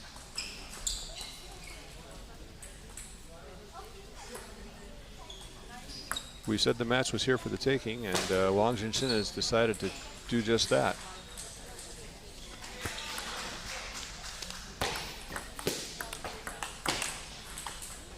Of course, the thing you have to, game could end any minute, but Bob might just go back into making no errors mode. It'd be a good time to do that. 9-5. Yeah. He's got a couple serves here, can still make it interesting.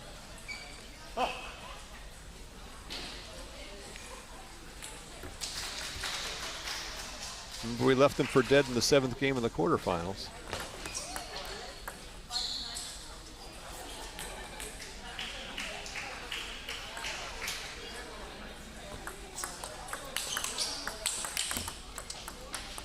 I'd say those look like real signs of life.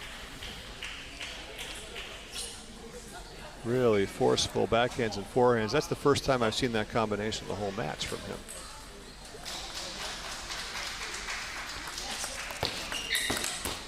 And again, it's almost like when he gets so far down, he goes into like, frees him up a little bit, and he's just swinging freely, and everything kind of happens. Everything goes on. You're a little bit looser and creating a little bit more rotation on the ball. I'm surprised Jinshin is not calling a timeout here. Yeah, and again, now he has to call a timeout. Well, and the other thing is that you know, it's not like there's any alternative. It's very clear what you have to do. There's no hesitation. There's no, you know.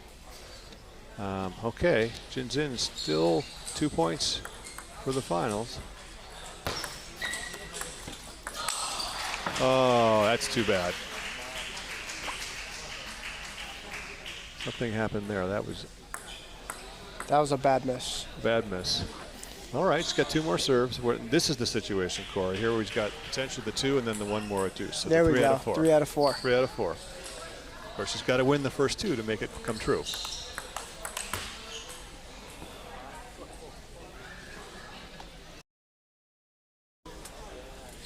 Jinsen is just asking himself, what does he have to do to put away this game that he thought was over?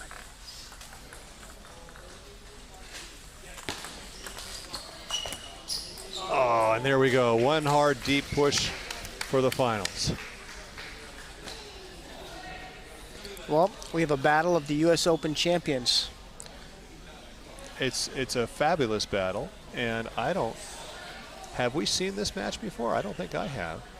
No, I don't believe they've played before. Yeah. But it's going to be crazy. It's going to be the controlled style of Jinshin against the wild shot making of Tao Wenzhong. And if Tao Wenzhong plays anything like he played in the previous match, the current U.S. Open champion, Wang Jinshin, has his hands full because Tao played an unbelievable match in his last round against Dan Liu. Dan Liu's having the tournament of his life. I mean, he took down Zhou Xin, and Dan Liu played really well, and even Dan had no answer. I mean, off both sides, the backhand and forehand of Tao Wenzhong just went right through him like a hot knife through butter. California State Championships men's singles final coming up. We expect some fireworks, and we think you're going to want to be here for this. 2 U.S. Open champions vie for the greater title of California champion.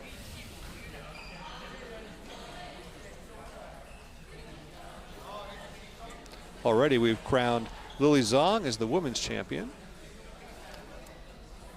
over an inspired challenge from Angela Guan.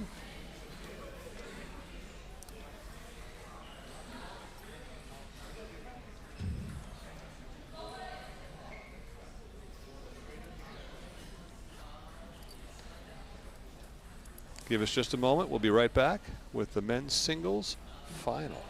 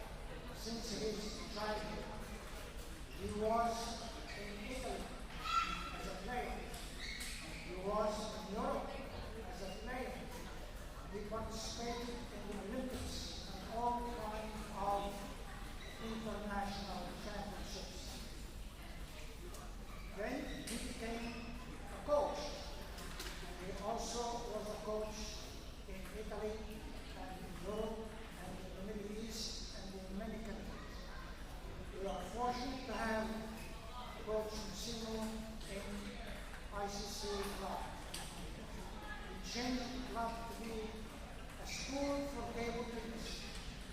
We have coaching almost every day. You walk in and you find the coaches are on each table. On the other side, we have the players. And they coach on, by turn from 1 o'clock to 5 o'clock. We also have individual coaching, and that is every day individual coaching. I have been watching him, and just to share with you, he was trying to help a new player, and he was explaining to him how to use his fingers on the racket, how to use his ball to hold the racket, how to use his feet to move, and his body, everything there.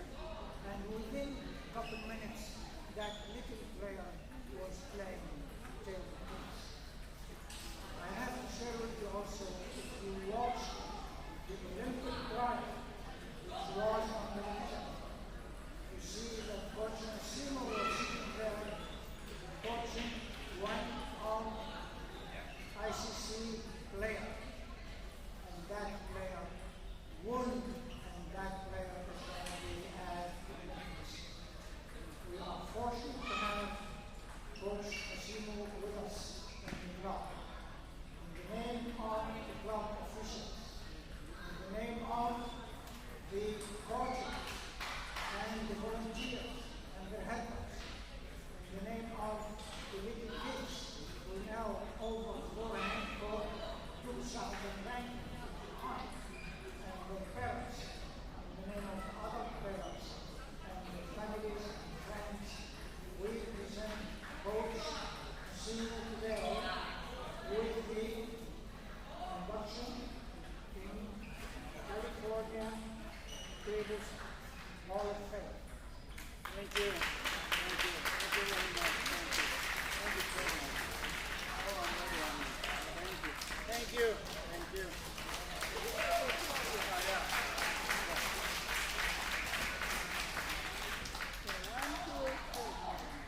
One more.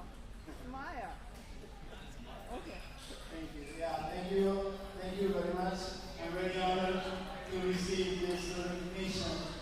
Made me very happy, and well, I'm very confused. I don't know what to say. I want to thank the ICC, I want to thank Raju, all the management. I cannot make this recognition without the help of all the coaches. They are working very hard along with me, and of course along with the players. They are great students, they are great players, and will be great persons. Thank you very much. Thank you very much, all of you. Thank you.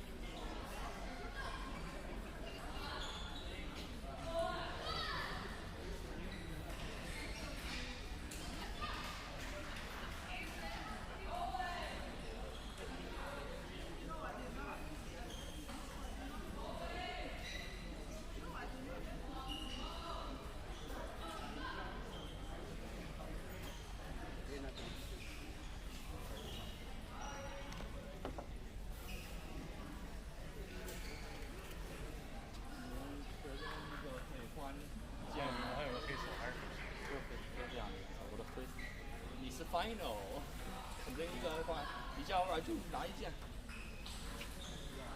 要不我换一个黑色的，不是我这边是白色的，能分开。不能分开吧？对，你要我给你拿一点。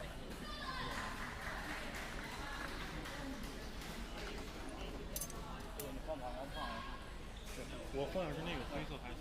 不可以，还是这样。你要红色、黄色、绿色，哪一色都可以。文3嘛。好，不行，我没往后。我还没有到。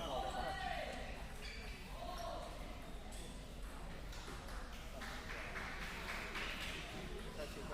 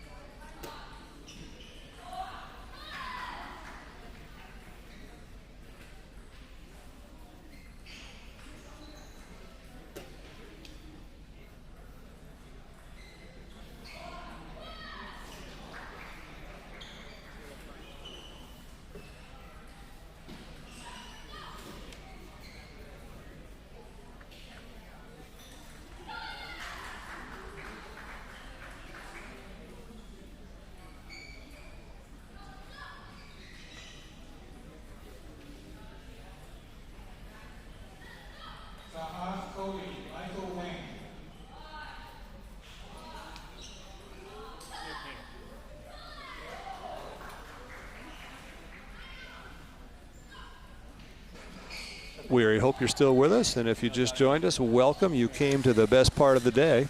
We've got the men's singles final here, and I've said this before, but we have the unique circumstance of having 2 U.S. Open champions competing for the championship of California. Now, I'm a Californian, and I know we think pretty highly of ourselves here, but I have to think that these are 2 great representatives to have, and we also expect an all-out, incredible, big shot-making match because we've got the 2 of the biggest shot makers in the room making the finals in the country, probably. Yeah, yeah. No, it's a well, and although it's a pretty strong room here at the ICC, and but.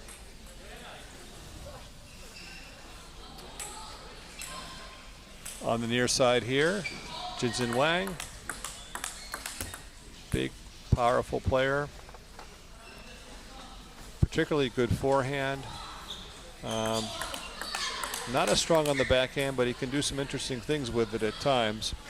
And kind of a straight-up player who wants to get the rally going, wants to get the ball out there. It goes without saying, but I'll say it, fabulous footwork on both sides of the table. As you see them rushing back and forth to chase down each other's powerful shots, the only reason they can do that is because of the strength and quality of their footwork, their legs, their physical training. What should we look for, Corey? Give us a few cues that the viewers can watch to get a sense of who's getting ahead in this match. Certainly the favorite, I think, would go to Tao. Okay. But with the amount of training time that Jinxin Wang has put in over the past few months after his big title of the U.S. Open champion, that's the equalizer. And Tao hasn't put that work in. I know when they were both in China, Tao would be a significant favorite. Now they've both moved to the U.S. and Jinxin is training like a madman. Mm-hmm. And Tao is doing more on the coaching side of things. So it's kind of the equalizer. But watching, yikes! And by the way, that's Wang's weak side. Well, we'll look for any more shows of weakness like that we can see, huh? Oh, beautiful, soft little loop. We've been talking about those all day. Making me look stupid real quick. He comes out with 2 backhand winners. They're beautiful shots. Other contrast, in case it's not obvious, but the strokes won't give it away. But Tao is a pen holder who plays the full reverse backhand pen hold, so looks, well, if you don't watch closely, it looks just like a shakehand shot, really, equally capable. Jinxin, shakehands player.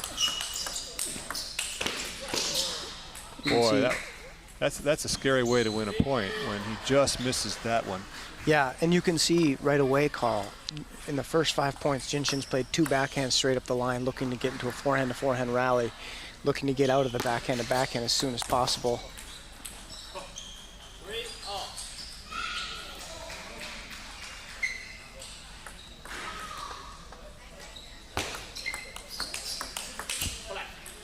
Yeah, that's the play that Jinshin wants. He wants to get his forehand on the ball and keep it there as much as possible in the rally. Kind of a traditional style in that way. He's probably one of the most traditional players in the tournament at the highest level. And as you saw there, he's quite willing to... it's almost like a combination between a European and a Chinese style. Yeah. His serves are not super short.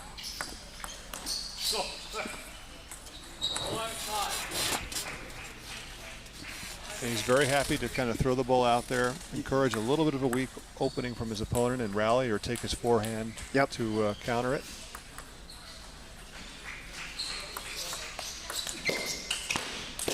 You can see there's another one.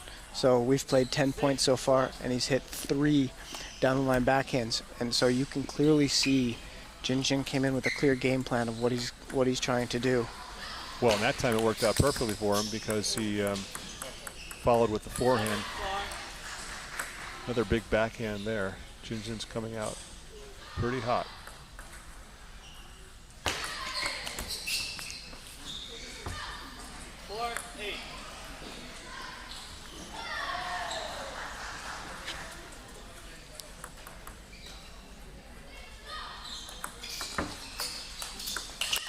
Oh, what a shot.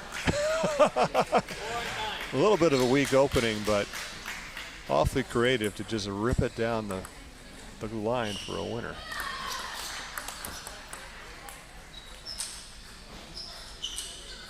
Everything going Jinshin's way. Tao Wen-Zhang is shaking his head.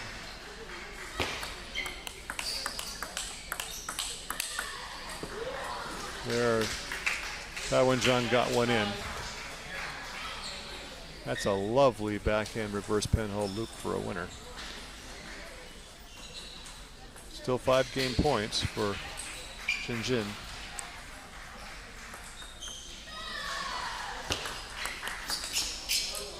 Nope. 6-10.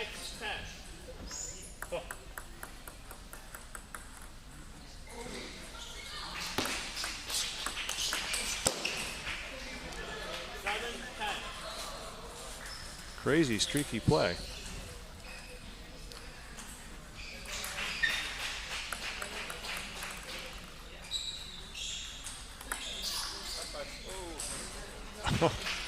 And an edge serve, it was almost a fault. Suddenly, 10-4 is 10-8.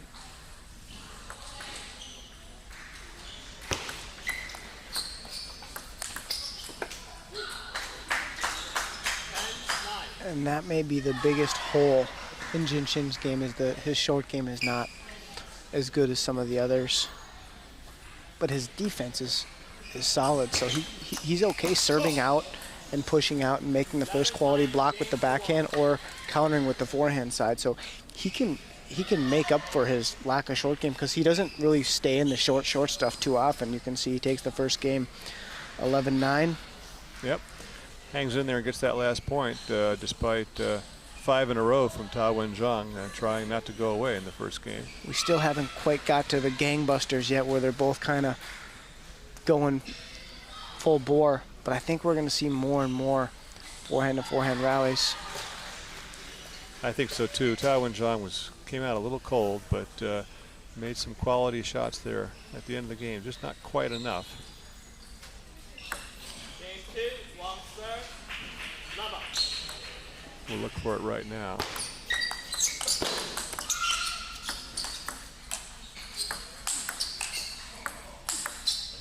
Whoa, there we go. Now we're starting to see it. Interesting how Tao Wen-Zhang had to hit it around Jinshin Wang to win that point, though. Couldn't hit it through him. It's not easy to go around that. Wang, he's a tall guy. Yeah.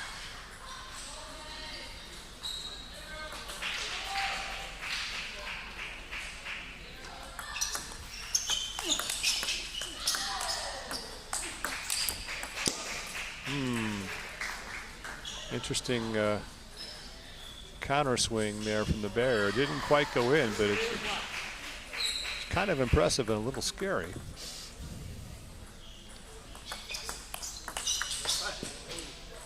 Luck goes the other way. You see Tao kind of moving around, trying to get himself pumped up a little bit. Yep, it's working so far this game. Oh! The behind the back block winner.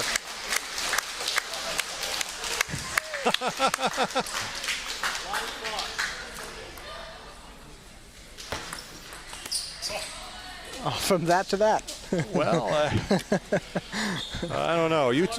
Any of you out there with a YouTube subscription, you know what your assignment is. No doubt. No doubt. We're going to see that on one of the websites. It'll be the shot of the day. Yeah. Such a nice shot by Wong. He was given, in the previous match, he was giving Bob Chen some trouble with that kind of fade because they have to respect his flip so much. His forehand flip is really strong. Having the fade makes that flip even better. Well, and it's kind of a challenging thing, too. I mean, he's setting it out there and saying, all right, if you don't do something with this, I will with the next ball. Yep. Oh. Boy, it's hard to go to Jinzhen's forehand and then get that crazy side spin bullet back. It's a little bit like that Waldner's loop sometimes. Remember how he used to hook around the outside of it so much? Yeah. Whoa. Oh, placement that time. All right, well, we're here now. Everyone showed up. Everyone showed up. We are at full capacity now. If you can't enjoy this match, you're just not a fan of table tennis. This is incredible. Not all bullets find their mark.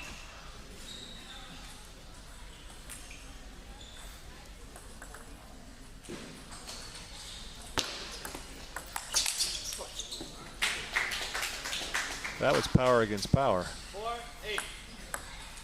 Tao Wen-Zhang went right at his strength and overpowered it.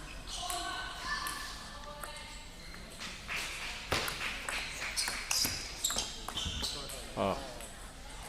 We're at the point now, Carl. We're almost throwing tactics out the window, and it's just an old school street fight now. Yeah.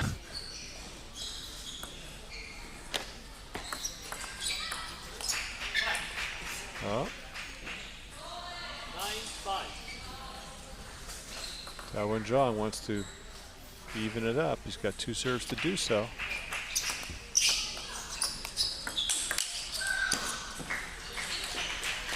You know, when Jinzhen misses that hard backhand block up the line, you still don't feel that comfortable, I don't think. No, because he's not missing it by much.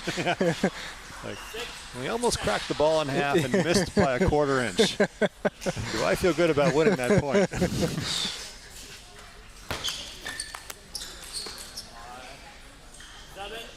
Well, there's no quick closeouts of these games, are there? Last time we went from 10-4 to 10-9.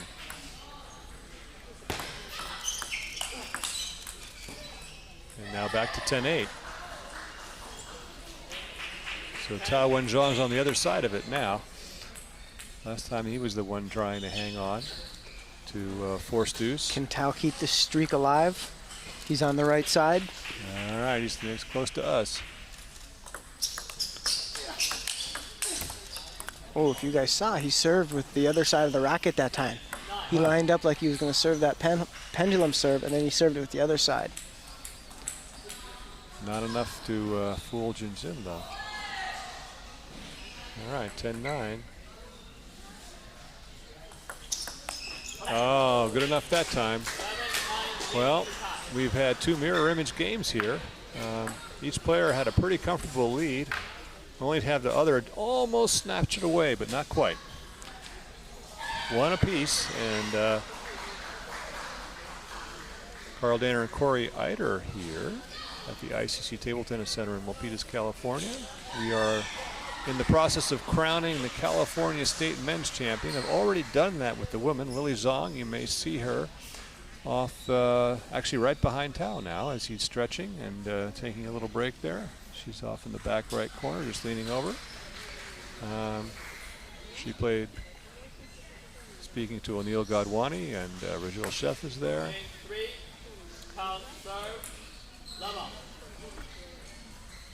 Let's see if anyone can take a streak here.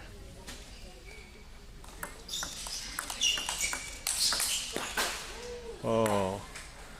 Carl, this is my 8th day in the Bay Area, and to give you the full report, as the High Performance Committee Chairman, my report to you is you guys out here are spoiled rotten.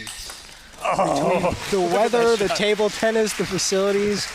I mean, you guys live the life out here on the West Coast.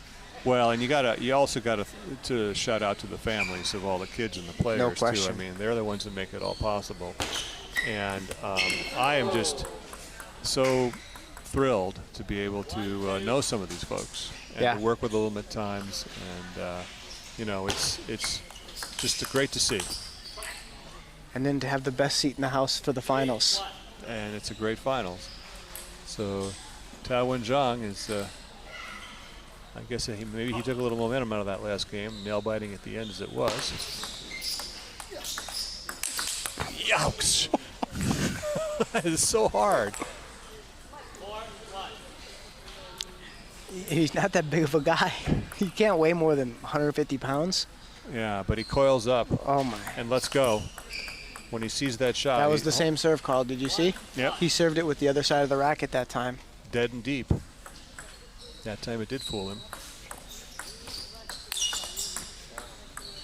Interesting how the dynamics changed a little bit. As the match started, Wen-Zhang was being challenged, by Wang Junxin. Now it's changed a little bit. 7-1. Runaway third game so far. That's not going to help. 7-2.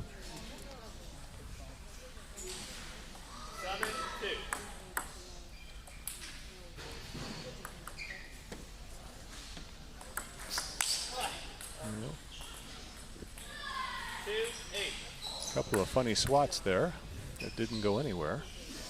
One from each player. 3-8.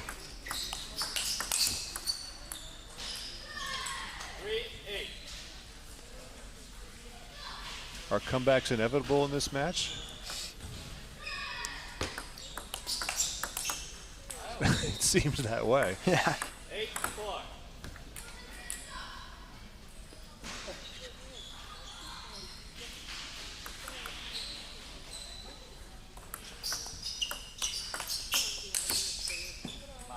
Yep.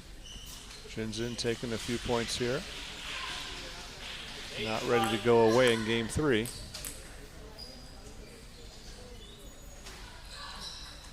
In the first 2 games, they waited till game point to make the comebacks. It's happening sooner.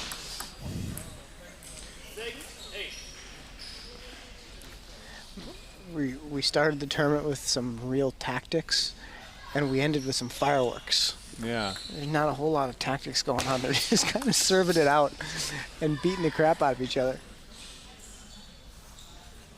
Well, 7-8. Jinzhen is almost caught up.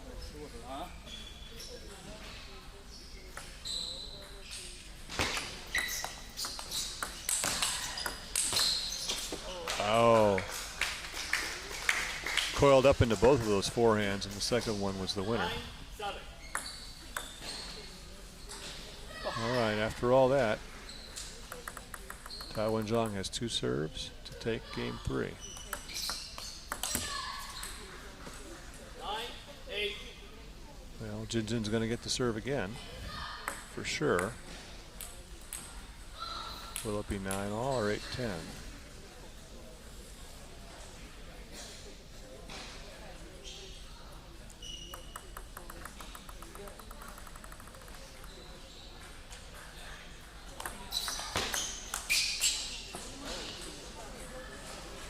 All it is. 9-all. Every game's been 11-9 so far.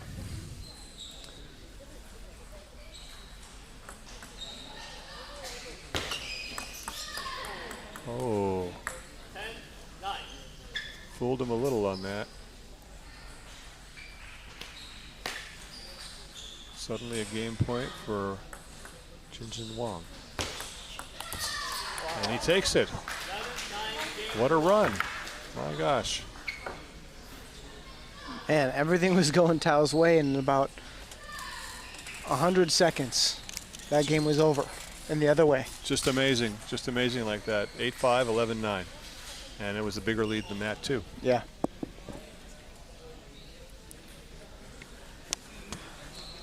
That game, it looked like Tao started to play a little bit too fast, and then he never slowed down when the mistakes started rolling in. He just kept going. Then all of a sudden, 9-9, miss return, game over. Yeah, And it's just like that. Yeah, that would have been a game if he would have had a coach.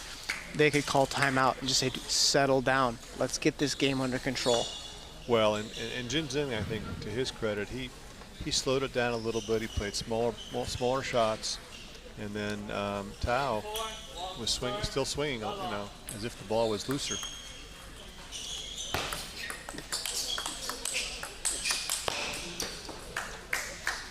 Oh, Jinjin's kick highlight shot. No doubt.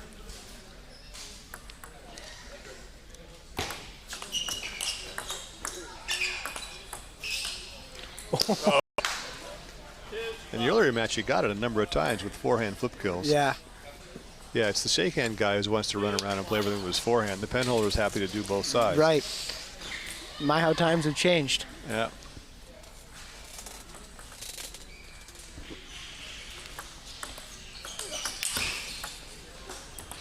Oh, boy. Little luck there, but at least he got one of the forehands in.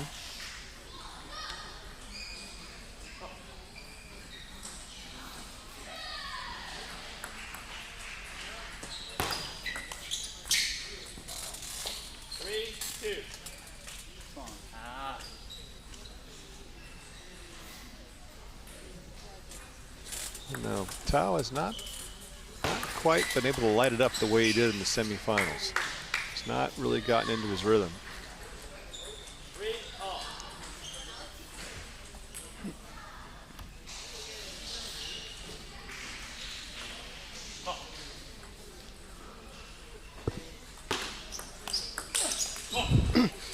And Carl, it kind of looks like here, the best players don't always fight fire with fire. They kind of bring a fire extinguisher and put the fire out. That's kind of what it looks like Jinjin has done. He stopped fighting fire with Tao and just gave him some balls that are really difficult to attack. He's mixing up the speed and mixing up the spin, mixing up the placement a little bit, just enough to make Tao. If you ever playing a guy that's swinging like a madman like Tao, you can't swing like a madman too. You need to find little spots on the table where you can maybe make him make some mistakes. Well, that's right, and give him some balls that are a little harder to swing hard at. Yep. Keep a little bit of dead stuff, a little bit of low stuff. Yeah. And just realize that maybe the way you get somewhere is with that instead of trying to outswing him. Right. Lu Dan tried to outswing Tao. That didn't end well. He's so comfortable when it's going really fast. Yep.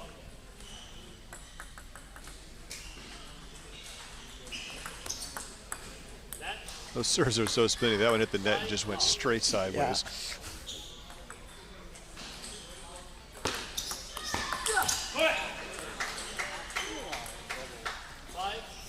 Kind of makes me wonder, I mean, whether Tao, he's obviously going to have a second or third gear, but he's still keeping it in top gear each of these swings. I wonder if he feels he has to. From what I understand, that's just kind of how he rolls. And he can catch fire. For example, when he played the 2011 U.S. Open against Eugene Wang, he went up 3-0 playing like a madman, and then he lost 4-3 playing like a madman. So he just kind of lives and dies by it. Well, he's done okay since we raised the issue here. But win or lose, he is so much fun to watch. Yes, he is. He's even leaving nothing out there. It's all going into the swings. And I think that's the way he looks at it. He's like, I'm going to win it. The match is going to be won and lost on my racket. Mm-hmm.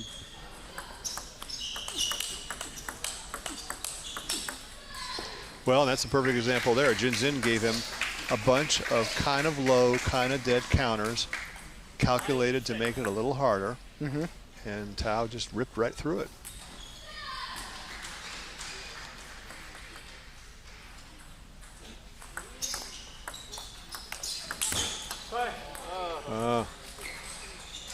Lucky break there.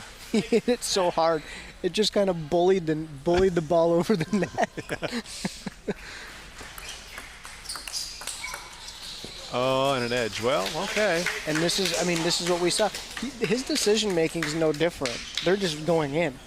Yeah, yeah. You know, he's kind of played the same sort of style all 4 games, and they're either going in or they're not going in. That was the first game we had that wasn't 11-9. That's right. Carl Danner and Corey Eider here. Getting down to the short straws in the men's singles final here. California State Championship at ICC Table Tennis in Milpitas, California. 2 U.S. Open champions going at it. Toe-to-toe, center of the ring. No holds barred, no punches held back. Yep. We can just call this 2014 against 2015. Yep. Perhaps it will be a predictor for 2016. Could be. What a great club to have a couple of the 2 most recent U.S. champions on your roster. No doubt. No doubt. And neither the top seed in the tournament behind another of the players on your roster. Yeah, this is the 3rd and 4th seed. Yes. So our theory of the match here says that Jinzin's the one who's really got the degrees of flexibility, because we seem to think that Tao is going to pretty much do what he wants to do. Tao's going to be Tao. It's going to be Tao, so Jinzin's the one who's got to sort of solve the puzzle. Yep. If he can. Yep. He's kind of the slow and steady wins the race kind of guy. Yeah. You know, he's got a lot of variation what he can do. And Tao's kind of got 2 speeds, fast and faster. Mm-hmm.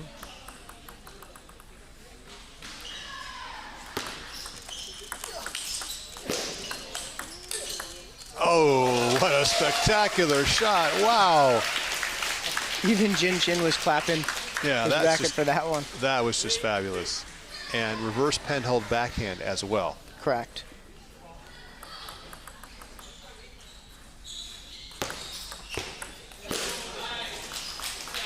Boy, but beautiful. Just low and so dead and forceful from Jinzin. Yeah, nice and deep on the table. Yeah. You can tell the depth because Tao had to make a kind of a backward diagonal crossover step. And Jinzin's to try waiting to with his chase it. forehand Yeah. as it comes back. Oh, net edge. Well, I'll tell you, the way Tao swings, even sitting back here where we're broadcasting, if he hits one at me, I want to duck. Yeah. No.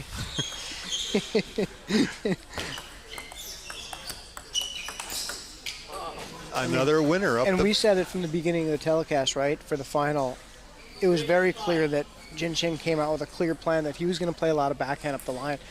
2 of the first 4 backhands he hit were up the line, so it was like pretty obvious. And it's starting to kind of pay more and more dividends for him. And he just did it again. They got the edge. Yeah, another edge, but you could see that. That's that's kind of the game plan, is he has to get Tao out of that backhand corner. well, and Tao is so comfortable to turn around and coil. So he's using it against him. Oh, valiant effort at around the net there, almost. 6-4. Well, we know from the prior games, nothing really happens till the end here. Well.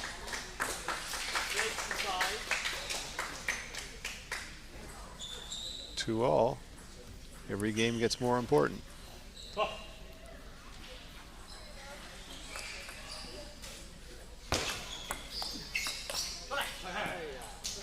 Well, that's as even as it can get.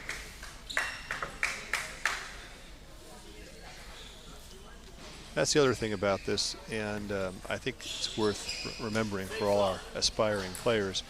Even knowing what to do, even with a reasonable tactic, you know, you just got to fight, like, you know, the whole way.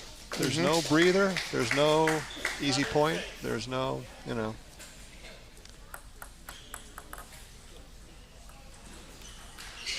Each player seems fairly convinced of what he should do. Yeah, I mean, Tao's going to swing.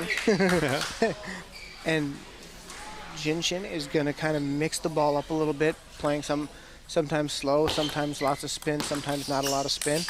And he's going to take his backhand down the line a lot. Yep. To get Tao out of that. You can see there why he tries to take the backhand down the line, because if Tao turns the corner with that forehand, it's awfully difficult to beat him. Yeah. Ouch! Oh, my word. Well, at least the people on their side had to duck that time. What a forehand.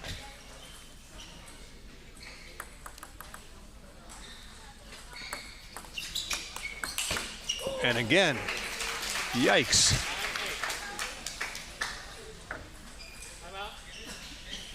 Timeout. Well, that's a pretty classic place to call it. You still got the 1-point lead. It's the critical Well, I game. think he remembers losing game 3 when he really had that big lead. Should have had it locked up. Yeah. He should have absolutely had it locked up. How sometimes one thing he could do a little bit better of, when he starts to kind of make some mistakes, he needs to slow down a little bit, at least between points. He doesn't have to, he's not going to slow down during the points for sure, but between points, kind of settle down a little bit, just so that the errors aren't careless. It's one thing if he misses, but it's another thing, kind of, he can make some really careless mistakes. Well, he's done it here. Let's see if it pays off.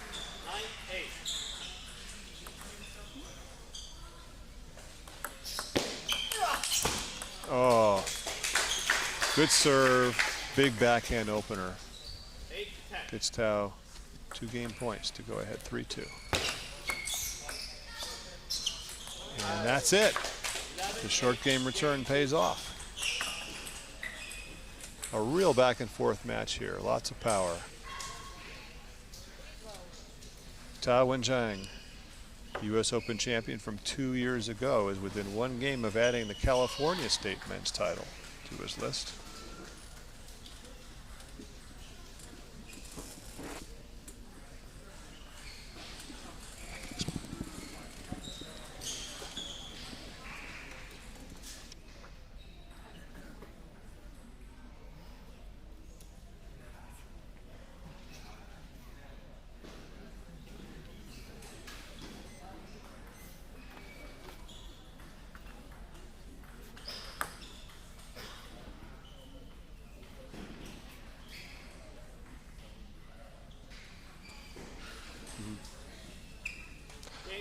All right, game 6.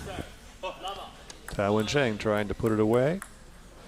Wang Jinzhen wants to stay alive and preserve his chance at the California State title.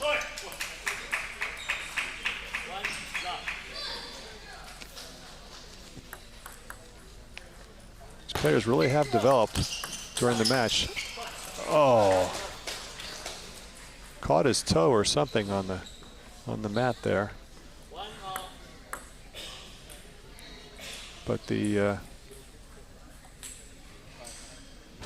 extreme power versus control and some power to boot is what we've been seeing.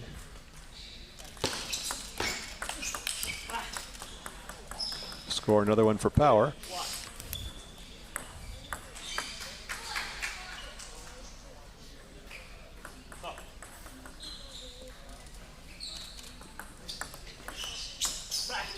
No.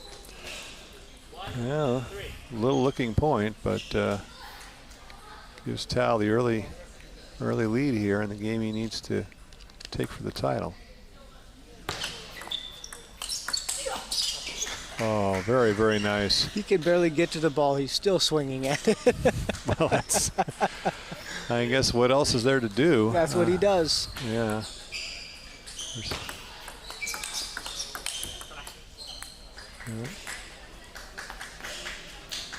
Neither of these players have coaches, but one thing that Jinjin has to keep reminding himself to do is to play the backhand up the line.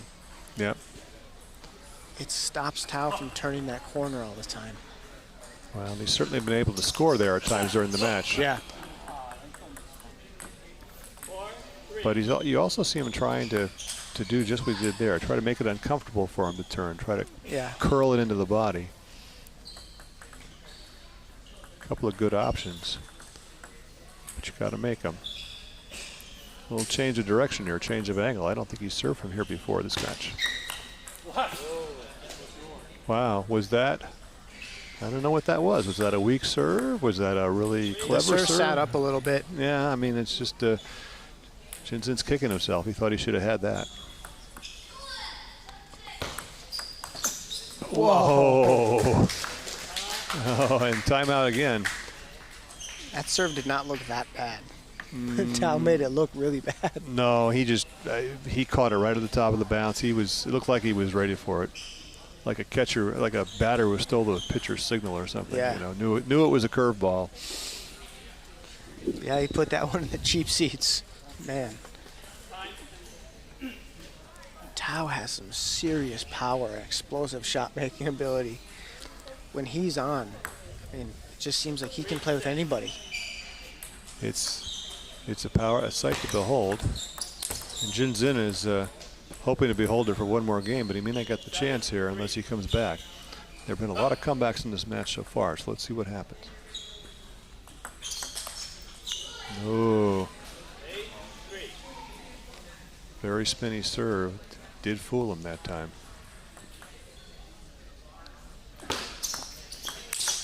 Yikes. With authority, Tao Wenjiang. That forehand is just a sledgehammer. Within reach of the California State men's singles title.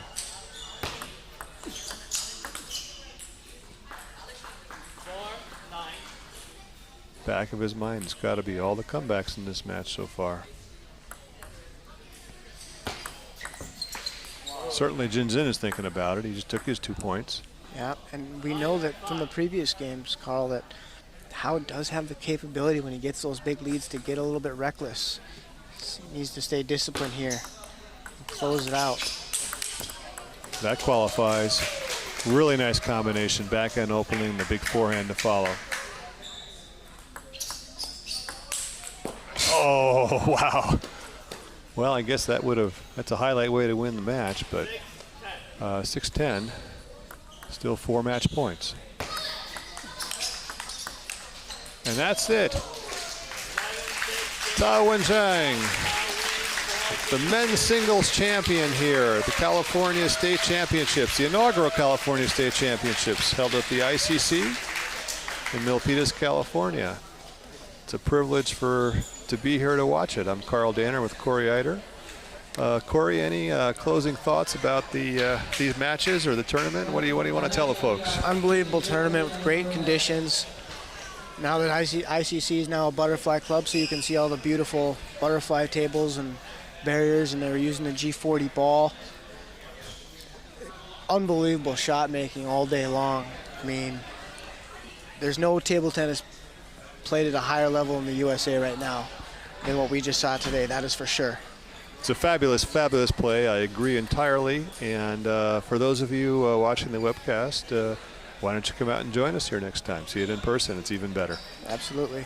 All right. Well, signing off now, Carl Danner and Corey Eider. Have a good evening.